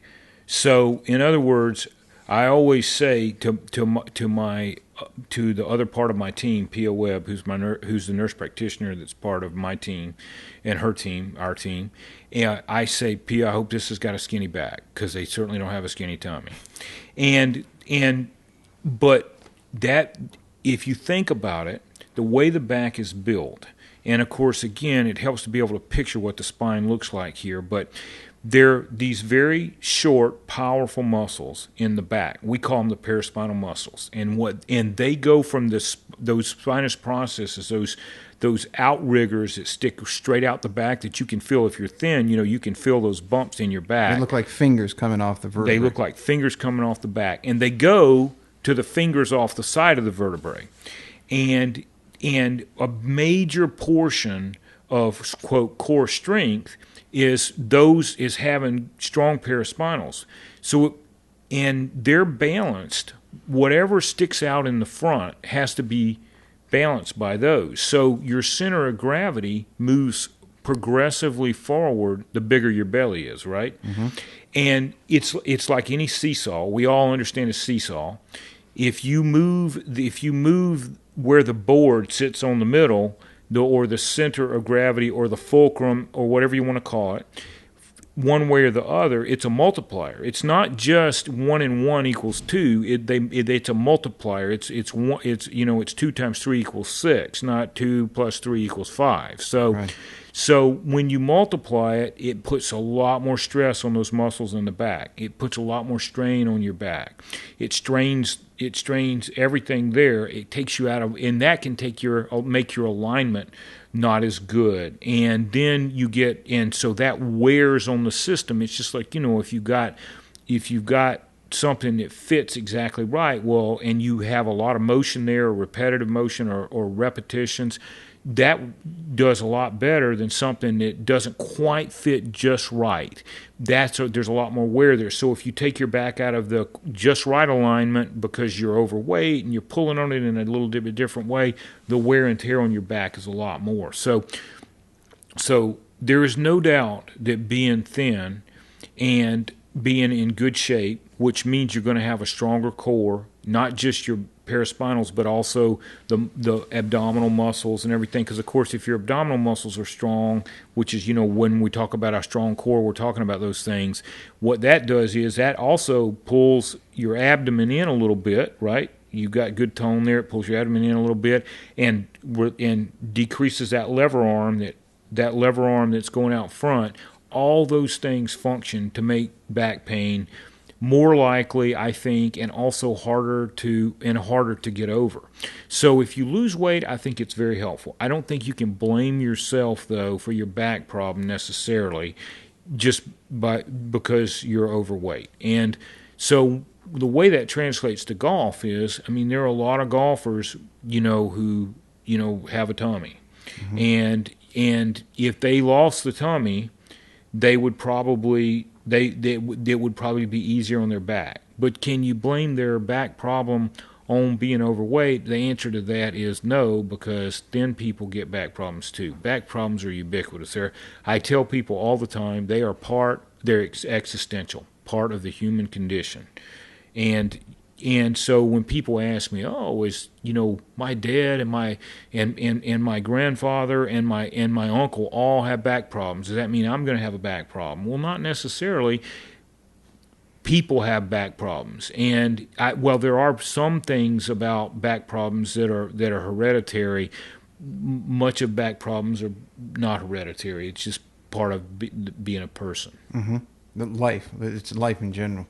Yes, and really, I think a lot of questions I think you asked me this question. I think a lot of golfers have this question. Hey, just playing golf put a lot of strain on my back, and is that going to make me have a higher likelihood of having a back problem if I don't have one, or make my back problem worse, or age my back quicker? And the answer to that is no, in my opinion. Now, again, this is not I've studied the literature on this, and there are a lot of papers on golfing and aging of the spine, because they're not. And those just don't exist. So it's not my personal ignorance. I think it's the ignorance that we just haven't generated that data yet and analyzed it. But what I would say about it is I don't think golf ages your spine any faster than anything else. I don't think you can really slowing the aging process of your spine, and this gets back to the weight thing, slowing the aging process of your spine probably would happen if you ate a perfect diet and you were thin and in good shape with a very strong core. But the fact is that everybody's back ages between 18 and 80. And there are people who I see who at 30 have a back that looks 45 or 50, but a lot of times those people's backs look like every other 65-year-old when they're 65. So people's backs age at a different rate. I don't think it ebbs and flows of maybe what they're doing in their life. It does, but I'm not really sure that the activity that they do makes that much difference. There are a few activities that if you do it, you are going to age your back a lot quicker. I don't think golf is one of those, okay? But I'll tell you what the things that are, if you're involved in a high trauma sport. So I think that if you're a football player and you play football past high school, you're probably going to age your back a little bit more, because it's rugby, football, wrestling would probably you have to put that on the list. Diving is, hard to know about diving, but diving is, has more trauma to the back. Things like water skiing may do it because it's pretty hard on your back. I don't think golf is on the list though, and there are other things that are one that I'm absolutely sure do it, and the one that I'm thinking about is deadlifting. Being a person who lifts heavy free weight, those people's back, you can line up 100 spines and throw in 10 that are deadlifters, and I can pick them out. They age in a different way, and in a very aggressive way. So lifting heavy free weight is a bad idea. I don't think golfing really ages your back faster. That's my personal opinion. I don't believe it does. Especially when it comes down to recreational golfers. I want to point that out because, as you mentioned, the professional golfers, those guys are in a different category. They're swinging so fast, so often, and the damage that they're doing is much different than what we're talking. We're focusing primarily on your average everyday American or golfer around the globe. And I would have to say that when you can do anything, and it comes down to choices, right? So if somebody out there reached out and said, hey, we have this paper that we did in Geneva that shows that golfers backs age at this, it's like, okay, but what's the ancillary benefit? You have camaraderie with friends. You're outside in nature. You're not sitting behind a desk all day. It's like, at what point is there a give and take between overall health and just back health, right? You got to, there has to be some sort of give and take at some point, because it's life, as we said. It's not just all, well, you do this and you'll live longer. Well, not necessarily. You can't siphon yourself off in the top of an ivory tower, expect to live to 100 and not have any problems. Well, what kind of enjoyment do you have? As we go back to you going from Sylvester, Georgia to Oxford, or to Emory and then Oxford, and learning different things and becoming a person of the world. That's right. Yeah, I think that for the people I take care of here, the people who remain active, I think, do a whole lot better than the people who don't. Even if occasionally some of them are doing things that might be a little harder on their musculoskeletal system, they do better overall by far than those who don't. There's just no doubt about that. And I think golf is, of all the sports, the easiest to continue to do as you age. I mean, even tennis, even though tennis is a graded, you can play at different levels, and they set that all up. And I do take care of a lot of tennis players that are in their 70s. But what I would say is that golf is even more set up to allow you to continue to enjoy those benefits that you just went through into your 80s, and occasionally you'll meet somebody who plays golf in their 90s. I mean, I've seen a couple of people like that. Although I'll have to say that 80s, in the mid 80s is where most of, I don't see many people past their mid 80s playing golf. Mm-hmm. But because you can take a cart, and even people who have severe back problems, where they have stenosis. Stenosis means that the canal that carries the nerves has become constricted, and it's pinching the nerves inside the canal. And those people frequently have what we call walking intolerance. So they can't walk for any distance without it starting to hurt in their back. And then the further they go, it'll go down their legs, and then their legs will get numb. And eventually they just have to sit down. They get a lot of relief by sitting. Those people are still able to play golf. They use a cart, and they drive near their ball. They get out, they hit the ball, they get back in, and they go. And they're still able to be active and play golf and enjoy those benefits that you talked about. And there's a fair amount of exercise involved in that, just because you're sitting in between what you do. Well, that's awesome. That is really a great thing. You can't do that in tennis, and you can't do it in many other things that even long walks you can't do that with. So in those ways, golf is special, and it's a very, very good thing for people, I think. And being a golfer is, if you learn to golf when you're young and you don't take it too seriously, because unfortunately I know people like you who were professional level golfers, and basically when they can't be professional level anymore, they just don't want to touch the sticks at all. I mean, I think you know exactly what I'm talking about. So I understand that. I felt that way about basketball. Once my skills were no longer up to par, I didn't want to play baskall anymore. And I don't, and of course I can't play now, because that's one of the things you can't do with a hip, mm-hmm. with a hip replacement. But for everybody else, it's an awesome thing, and I don't believe it ages your spine any faster at those levels. As you point out, people who play sports or use their musculoskeletal system in an aggressive fashion, I believe past 18, in other words, college athletes, I think that they have more musculoskeletal problems in their 50s than people who did not play college athletics, because they drive so hard at it. And professional athletes who play between 22 and 32, those people have even more musculoskeletal problems as they age.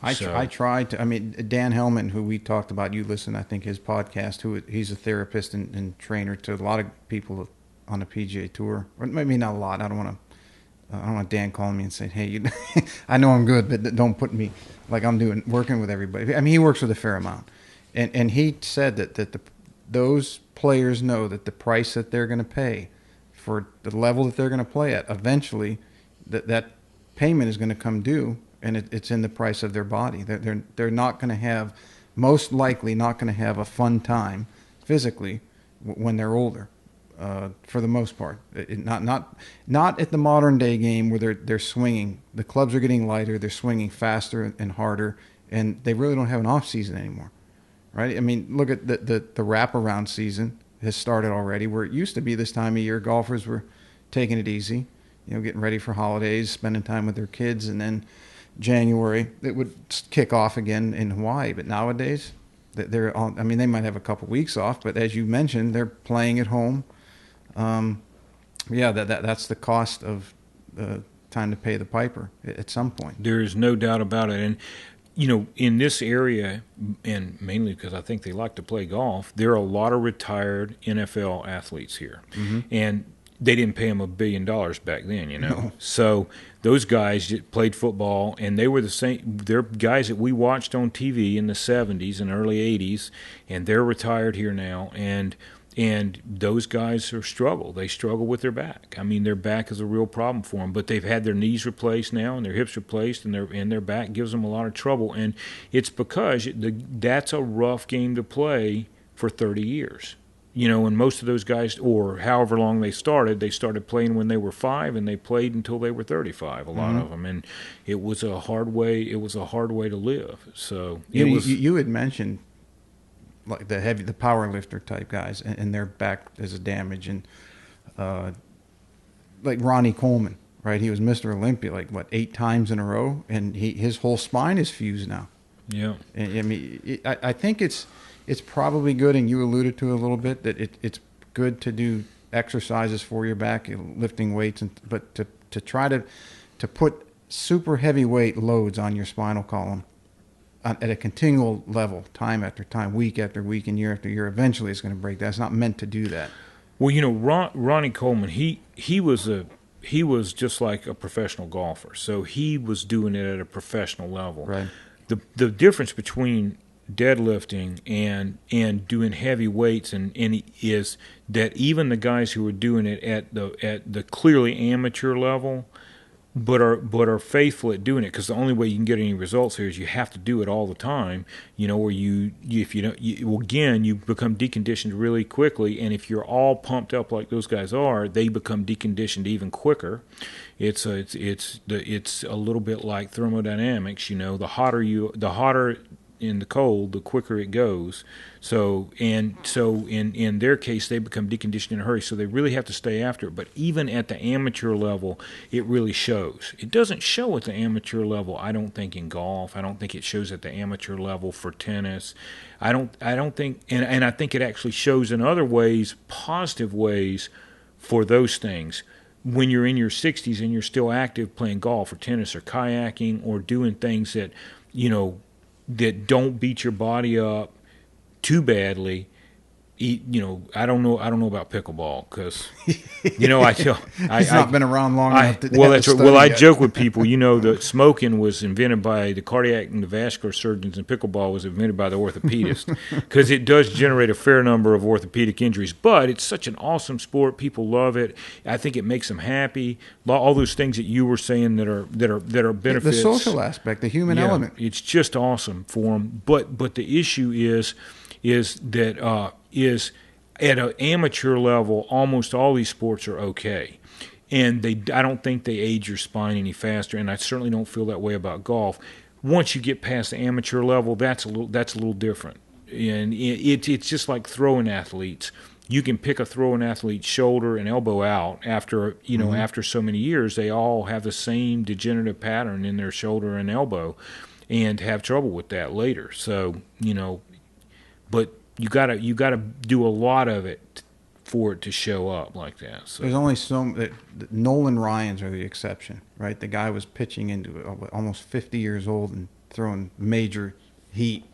And as far as I know, I don't think he ever had surgery. But I mean, how many Nolan Ryans are there in the world? He probably didn't have surgery, but I bet if we looked at at the X-rays of his shoulder and his elbows, it would look. It would look rough. I don't know that to be. I certainly don't know that to be true. But I'm just saying. I suspect we could pick Nolan Ryan's elbow out of 100 elbows. So, where do you see back care going in the next 5 years? Everything is advancing so fast, and like phones nowadays are almost obsolete within a year or two. Where do you see the technology taking the back care industry? Let's say in the next 5 years. That's an interesting question, because if you look at, for instance, if you look at a lot of the things that get done in the brain surgery, those things have been taken over, and as well as a lot of the cardiac surgery that was done 30 years ago, those things have been taken over by interventional radiologists, where they basically go through the arteries or the veins to get to these places, and then they do these little things that need doing there. Previously, you had to make a big hole in the skull, or do a craniotomy. That's a big hole in the skull, or you had to open the chest up to get in there and do whatever needs doing. And now those things are being done through the arteries and the veins. So the interventional radiologists are taking over a lot of those things. We haven't had that same phenomena occur in spine surgery, because really what we do is not very complicated. It breaks down to two things. The first thing is taking the pressure off the nerves, which includes the spinal cord and the nerves, which usually just requires removing bone, ligament, and other soft tissues that have kind of aged and degenerated in such a way that they're pushing on the spine, or there's some deformity or trauma that is going to result in pressing on the nerves, and we just need to go in and remove that. So we haven't really figured out yet how to kind of vaporize that stuff through a little tube in a safe fashion and have it carry it off in some other way. You can do that in the abdomen. And the general surgeons have been doing that for years now, where they go in and take the gallbladder out, or a tumor out of the colon, or the appendix out, because they have a space to work in. So they blow the abdomen up with air, and then they're able to work in there. And orthopedists do it in the shoulder and the knee. They blow those areas up with fluid. They blow the joint up with fluid. They fill it up with fluid, and then they're able to work in that area. But in the spine, because of the way it's built, and because you're dealing with the spinal cord and the nerves, there's not a lot of room. There's no room. We've tried. There's a lot of excitement about endoscopic spine surgery, but to date, it's almost the triumph of technology over reason. And we haven't really figured out how to get the job done like that yet. Now, we may be getting there, but there's no potential space to work in. So, and what's more is the stakes are super high. When you're working around the ACL or the PCL in the knee, there is an artery back there that you can get into that's bad news. Mm-hmm. But the thing is that there's so much area there that the stakes are not as high. In the spine, when you're working around the nerve, the nerves in the spinal cord, the stakes are really high. So you can't afford to be in a situation where you're not pretty certain about where you are, what you're doing, and without a potential spacer to work in, that makes things like endoscopic surgery a little bit harder. Now, we've made a lot of progress with what we call minimally invasive surgery, but there's still some areas where minimally invasive surgery is kind of calm, and we've done it for a little while, and then we decided, well, we're going to do something in between. So we kind of backed off, and we're doing something where we make a smaller incision and we disrupt less muscle, but it's not quite as minimally invasive as we thought we were going to, as we tried to do it for a while. And so some of the answer to the question is this: the basics of spine surgery haven't changed in 70 years. Okay, they come down to two things: taking the pressure off the nerves, which I was kind of talking about there, and stabilizing the spine. Because the spine needs to do two things. It needs to house and deliver the electrical elements of our body that deliver the commands from the brain to the arms and the legs, and even the abdomen and the organs that live there, to them and tell them what to do. And it also needs to get information back, the sensation and and where your arms and legs are in space, and that's too hot, and all these things that needs to get information back from the body. So that's what the electrical system does. So the spine needs to house that, and it needs to do it in such a way that it protects those things from being injured, and they're fairly fragile. The second thing is, and this is related to the first thing, is it needs to be stable. So it needs to support whatever's above it. The spine needs to support everything above it. So every level in the spine supports everything that's above that and holds it up. So it provides the mechanism for the muscles to shorten and contract and thereby move the levers that are our arms and our legs, right? So the spine is the base of that. It's like if you had a crane, and everything can work in the crane, but if the spine of the crane, that one piece that goes up, is broken or not stable, well, the crane's useless. Mm-hmm. And it's the same thing with the spine. So it needs to be stable. It has to be stable to support the things that are above it, and it also has to be stable in order to protect the nerves and the spinal cord and that electrical system. So all spine surgery really boils down to is stabilizing the spine, which sometimes, for instance, with things like scoliosis or things where people have a huge deformity, the spine doesn't line up well enough to make the person able to stand up straight or walk straight, and they have to do a lot of extra work just to take a few steps. That's one place. That's correction of deformity. Or of trauma, where you've broken the spine and so it can no longer support what's above it and protect the nerves, so you have to go in and you have to stabilize it by putting in rods and screws and holding it in place. Or after a lot of the operations that I do, where we basically remove things that are pushing on the nerves and the spinal cord, but in doing so, we place the spine at risk of becoming unstable, and then we have to stabilize it by fusing it together or putting in the rods and the screws. That hasn't changed in 70 years. The two basic tenets of stabilization and housing the electrical system are the same, but we've gotten to the location differently. So we get there through smaller incisions. We get there through. We can get there with being directed by an intraoperative CT scan and infrared guidance, where before we had to actually make a big old incision and look right at it. Mm-hmm. All that's different. That's different than it was 10 years ago, 20 years ago, et cetera. Now, in stabilizing the spine, well, we made big advances in stabilizing the spine with that bone morphogenic protein, that growth factor that causes bone to form. That's a huge advance in stabilizing the spine, because you put that in there, and basically within 6 months, it's made new bone and healed those bones together or fused those bones together. Well, that's what stabilization is. So and we can deliver that through a little teeny hole.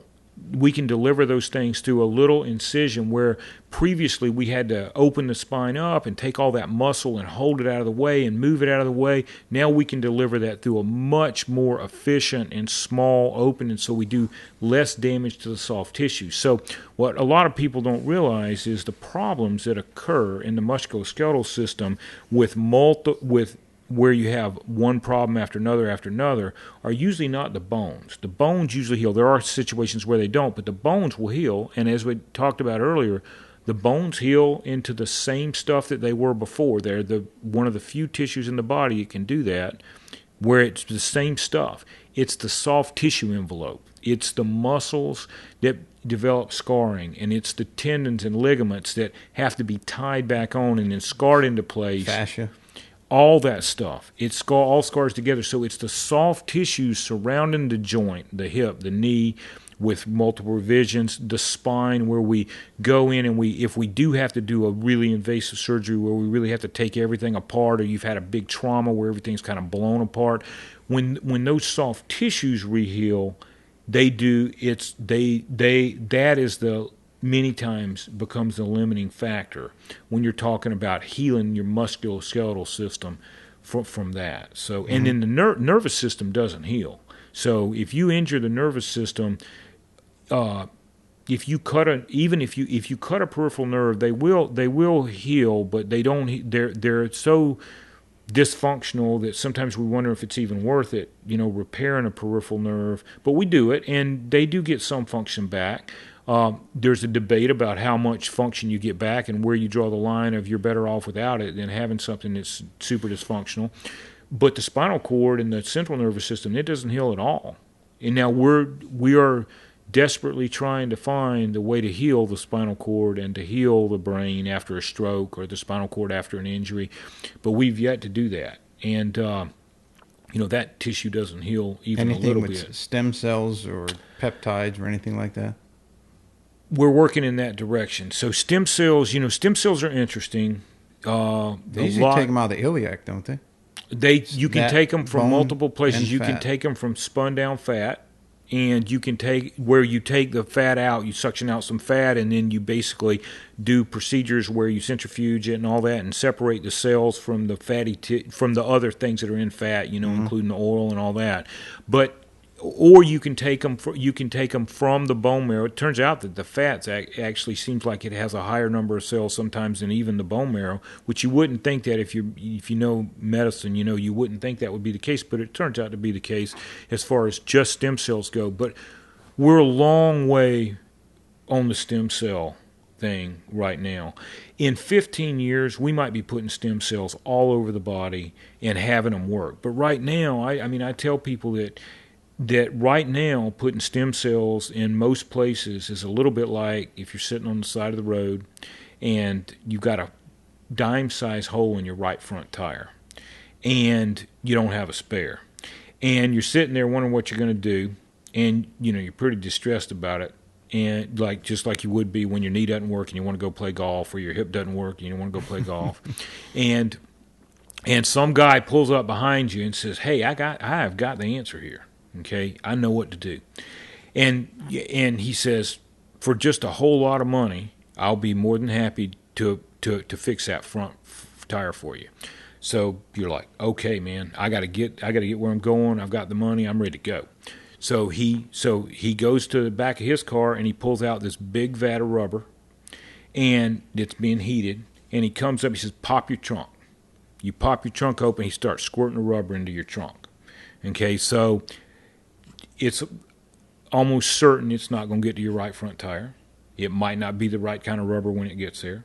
Even if it is the right kind of rubber, even if it can get to your right front tire, it may not be able to get into the spot it needs to be in, that hole. And even if it could get into that hole, it may not be able to stick in that hole because whatever else needed to be there to hold it in the hole is no longer there. So you don't have that mesh of steel, that steel mesh that comes in your radial tire and holds the rubber in place. There you are. But that's what stem cells are like right now.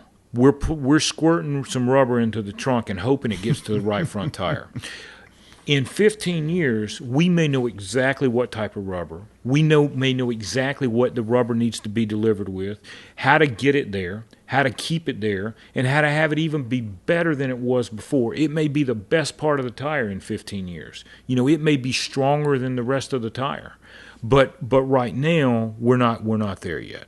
And so, unfortunately, the stem cells we're just getting started. And when you talk about stem cells and regeneration in the spine, in the spinal cord, they're studying that hard. And there've been some suggestions that we're heading in the right direction, and we just keep praying that those suggestions come true. Yeah, that'd be big. Yep, that would be awesome. But it'd be awesome for the knee and the hip and everywhere. Right? Everywhere, it'd be awesome. And I think one day we're gonna be there, but I just don't think we're there. We're not even. We're starting to get into the right ball field. We're in AAA now. We might, but we're not in the majors yet on that. We're not even sitting on the end of the bench yet. So, but we're definitely at AAA. We've gone past single A and double A. Right. We've gotten out of high school and college. We're past single A and double A, but we're just at the AAA level. I'd be remiss if I didn't ask you your thoughts on Tiger. With the injuries he had, he obviously made the comeback, and then he had the accident.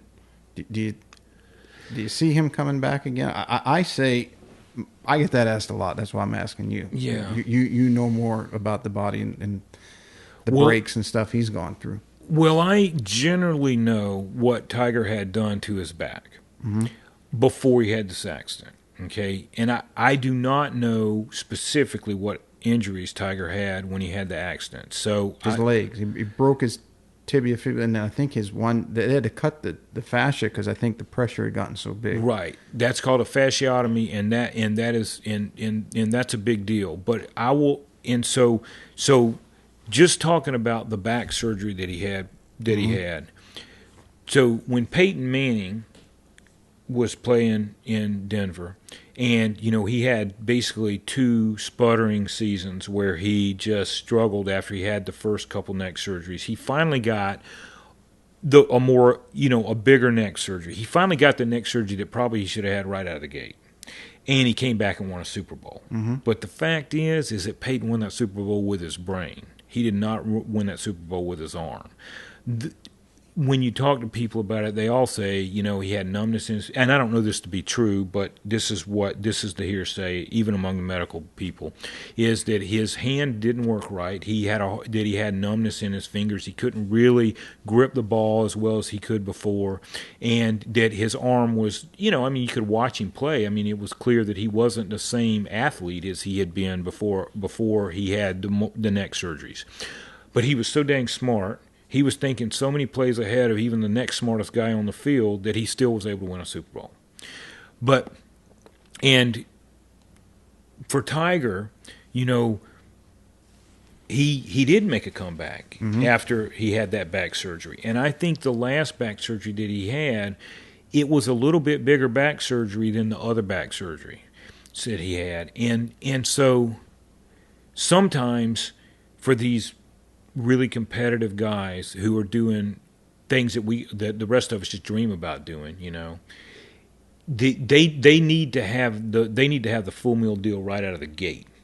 He finally got the full meal deal, and he came back and became a great golfer, again. Right. And I think it's going to be hard to ever say he's not a great golfer. I'm sure when he's 80, he'll still be a great golfer. But the thing is, making a comeback after leg surgery and after the fasciotomy, plenty of people come back to professional level athletics after having their tibia nailed, which is basically where they break their leg.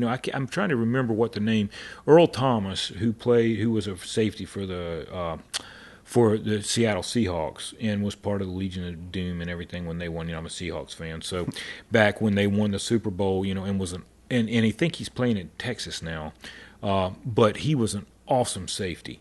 And he, broke his leg, had a tibial nail, which basically is where you basically just put a long rod made out of titanium, usually nowadays. It used to be made most out of stainless steel, right down the center of the bone, because bones are really hollow. And so you line the bone back up with using imaging, and you put that rod down, and you put a screw across the ankle, and you put not in the joint, but above the ankle joint, and a screw just below the knee joint, and it holds it still, and you remake the bone, and you can get back to being a NFL safety. It's like putting a dowel through the bone, and then the bone comes back, yes, both pieces up over top. Yep. You line up the hollow tube, and you use an X-ray, and then you basically put a rod down the tube, a little teeny rod, almost like a coat hanger, a little bigger than a coat hanger, that's straight, that's made for that, and then you take this thing and we call it a reamer, and this is kind of gross, but you take a reamer, which is basically a big drill, but it's a flexible drill, and you run it down over that rod, and basically carve out a real tube right down the middle of that thing, the size of the nail we call it a nail, but it's basically a long rod, and then you slide that rod down over the tube, over that thing, right down the middle of the bone to just above the ankle, so the tip of the rod is just at the knee, and then goes all the way down, and that holds the bone in line as it heals. The bone heals up, and it's almost as good as new in many people. But when you have to have a fasciotomy, that happens because the muscle has been damaged enough from the fracture that and sometimes even from the trauma of having the surgery afterwards, it's been damaged enough that it starts to swell, and it continues to swell until and of course, all muscles held in by a membrane. It's like a sausage almost. I mean, you can think about it like that. And so, but it swells up so much that the pressure in the muscle is higher than the pressure from the artery. So, you know how you get a blood pressure? You say, my blood pressure is 120 over 80, 120 milligrams of mercury over 80 milligrams of mercury. These are just always to measure pressure, right? So it becomes higher than the pressure of the artery. So it no longer gets blood. Well, what happens when your heart doesn't get blood? What do we call that? A heart attack. A myocardial infarction, because the muscle dies. Well, it can happen in your leg too. We call it, that's called a compartment syndrome. So the pressure in the muscle is high enough from all the swelling that's going on that the artery can't pump blood in there, and then the muscle dies. Well, and you get your foot claws up, and then really you're done. Then that's a very bad thing. So what we learned, decades ago, is that you come in and you basically cut the membrane of the sausage, and it allows the muscle to no longer be under pressure, and that takes care of the problem. Well, and I'm not sure, because I didn't know the particulars of Tiger's problem, but if he had a fasciotomy, which is what you're telling me he had, it's that makes it difficult. Although I have seen people come back and become, professional level cyclists after having fasciotomies. So referencing one of my own patients that I took care of in Asheville, where I had to do a fasciotomy on him. He had a broken tibia, and I had to do a fasciotomy, and he went back to professional biking circuit. If his leg injury was his only one, then I'd say Tiger's going to do Tiger things. He's going to come back. Yeah. But when you got a leg issue with a back issue, and I know that fusion is as solid as can be, but now he's got two destabilized things. Well, actually, I think he broke both legs.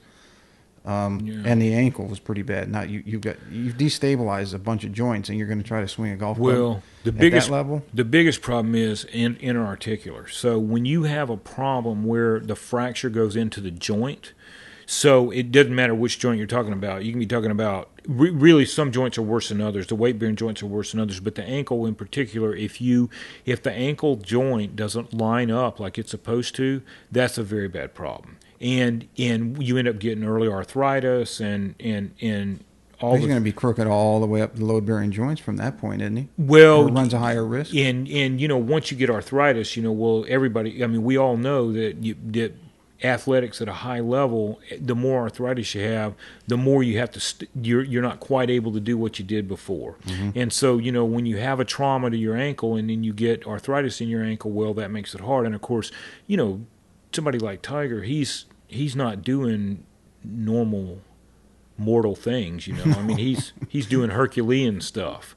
So in his way, so it's much harder after that. When you just break the bone in the middle and you put that rod in there, you can heal up and go back to being a professional football safety like Earl Thomas. Mm-hmm. When you break the bone and it goes into the joint, it becomes a lot dicier and harder to get over. I hope. Everyone hopes he comes back, and fingers crossed. Yeah. Let's do. I've taken up enough of your time. I always do a rapid fire, like emergency 9 holes. If you got a little more time, we'll blow through that, and then we'll fire away. So the Ryder Cup was on a few weeks ago, and they started a walk-up song for the players, right? Their favorite song. So if you were a golfer and you made the Ryder Cup, what would your walk-up song be? Or better yet, if you're going to walk in the operating room, they're going to play a song like you're walking into a stadium. What would your walk-in song be? That's a hard one. As I've aged, it's changed. So the truth is that in the operating room now, I like jazz. So it would be some sort of free-form jazz that's not loud, but that is smooth. Coltrane or Parker? Coltrane. There we go. Okay. Yep. If you weren't a doctor, you would have been a what? Fighter pilot. Oh, interesting. I can't see though, so I would have been a fighter pilot in my dreams.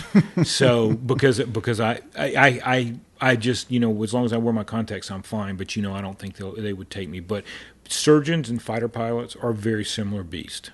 And I know that because I take care of a lot of the guys over from the air base here. Yeah. Let's see. The most used app on your phone? Lose It, Lose It is a calorie counting app. So that is how I try to make sure that I don't regain that 60 pounds back. Everybody, probably most people listening should probably check that one out. Drives my wife nuts. Okay, she's like, "Oh my gosh, you're putting calories in your phone again." It just drives her nuts. But I'm just going to have to keep doing it. That's the most used app on my phone. Cool. Your favorite sports movie as a former athlete?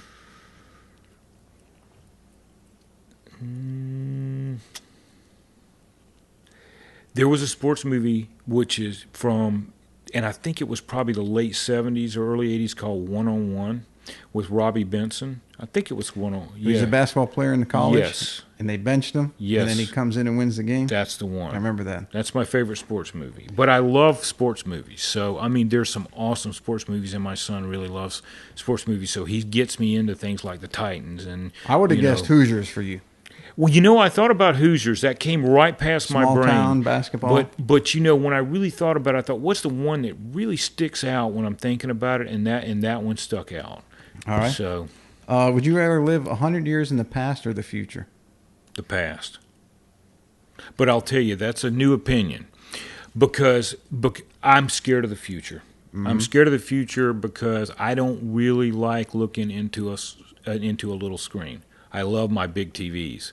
But I don't want to look into a screen smaller than, say, really smaller than 32 by 40, So, and I'm not sure that life's not heading into those little screens. Yeah, it's scary. Would you rather speak all languages or to all animals? All languages. A couple more. You pull into McDonald's, what's the first thing that you order? A Big Mac.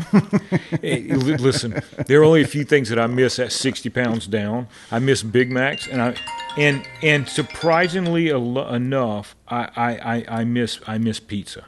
And I wasn't a big pizza eater, but I miss pizza. So, but Big Mac. Have you tried cauliflower pizza? I have, and I love it, and I have it. But it's not quite the same. Yeah, I like mellow mushroom and local pie. So, a couple more, just two more. Weather worse in Oxford or in Boston? Oxford. So, but I'll tell you, I spent a lot of time in Seattle because I did my residency in Seattle. And Seattle's even worse. So I actually like the snow.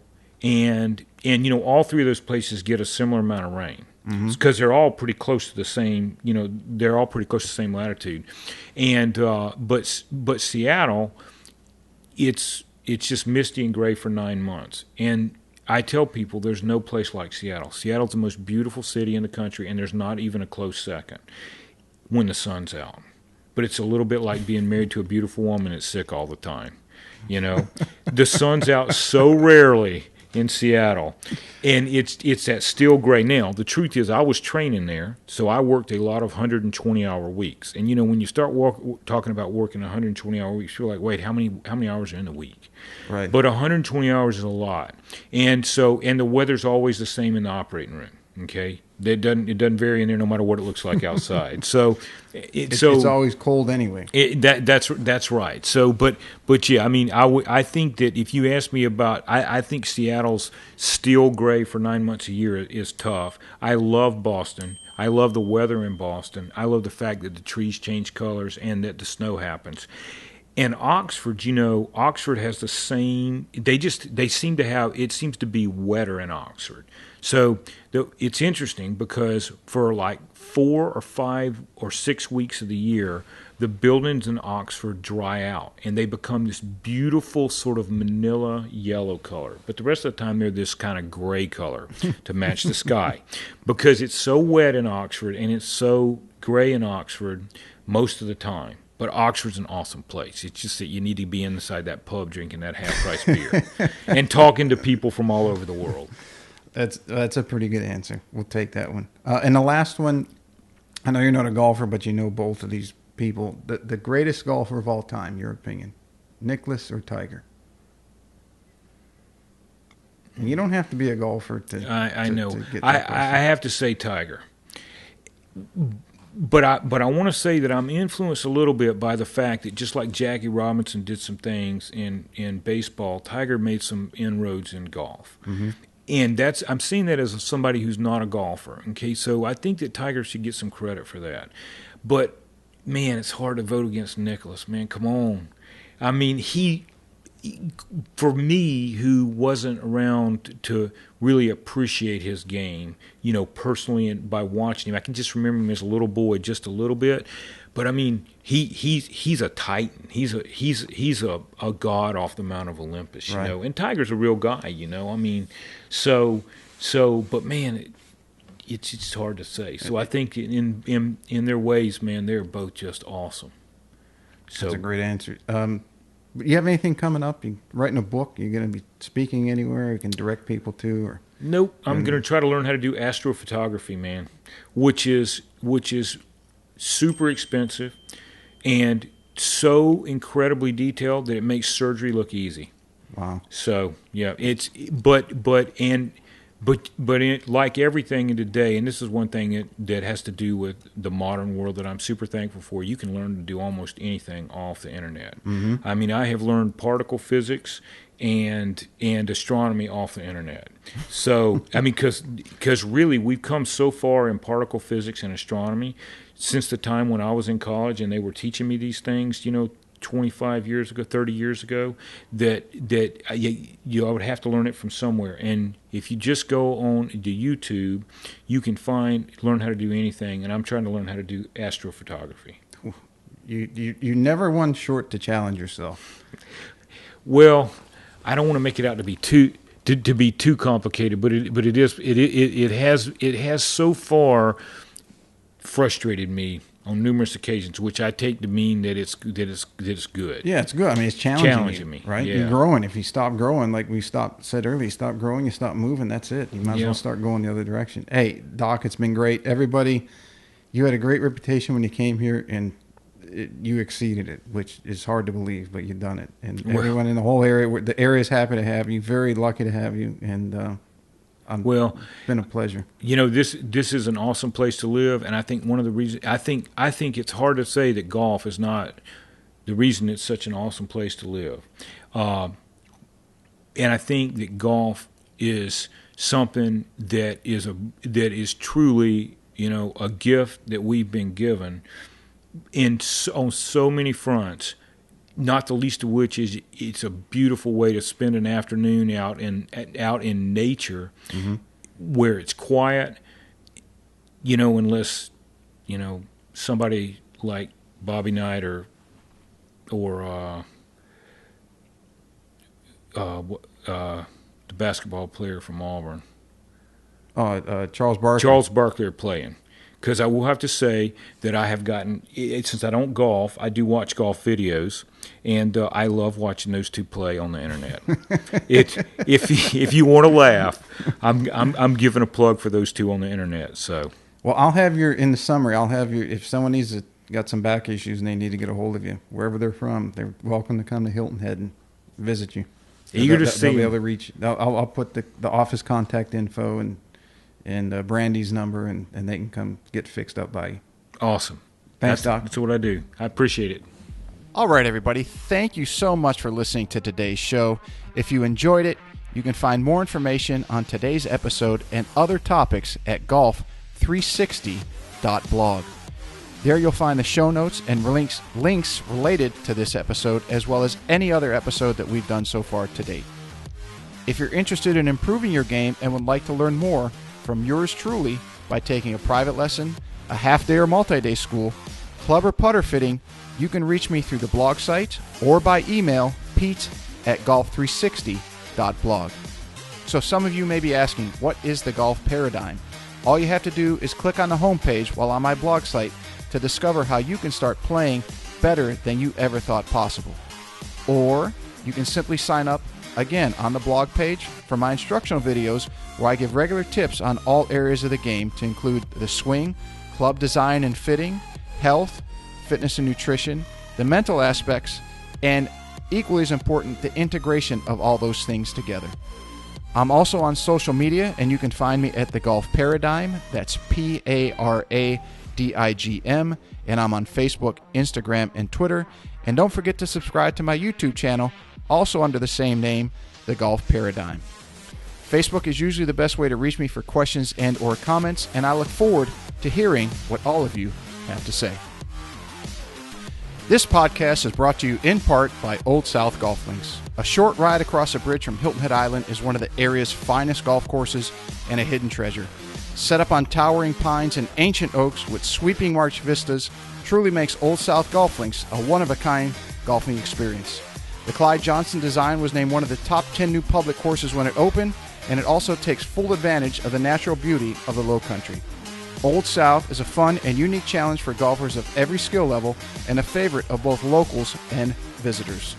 Whether it's your first time here or you're a regular, you'll be treated and feel like family. From the bag drop to check-in at the fully stocked pro shop with both men's and women's apparel, to breakfast or lunch before or after your round, the staff is always ready and willing to help. Experience for yourself why Old South is one of the premier golf courses in the Hilton Head area and why it will quickly become a favorite of yours too.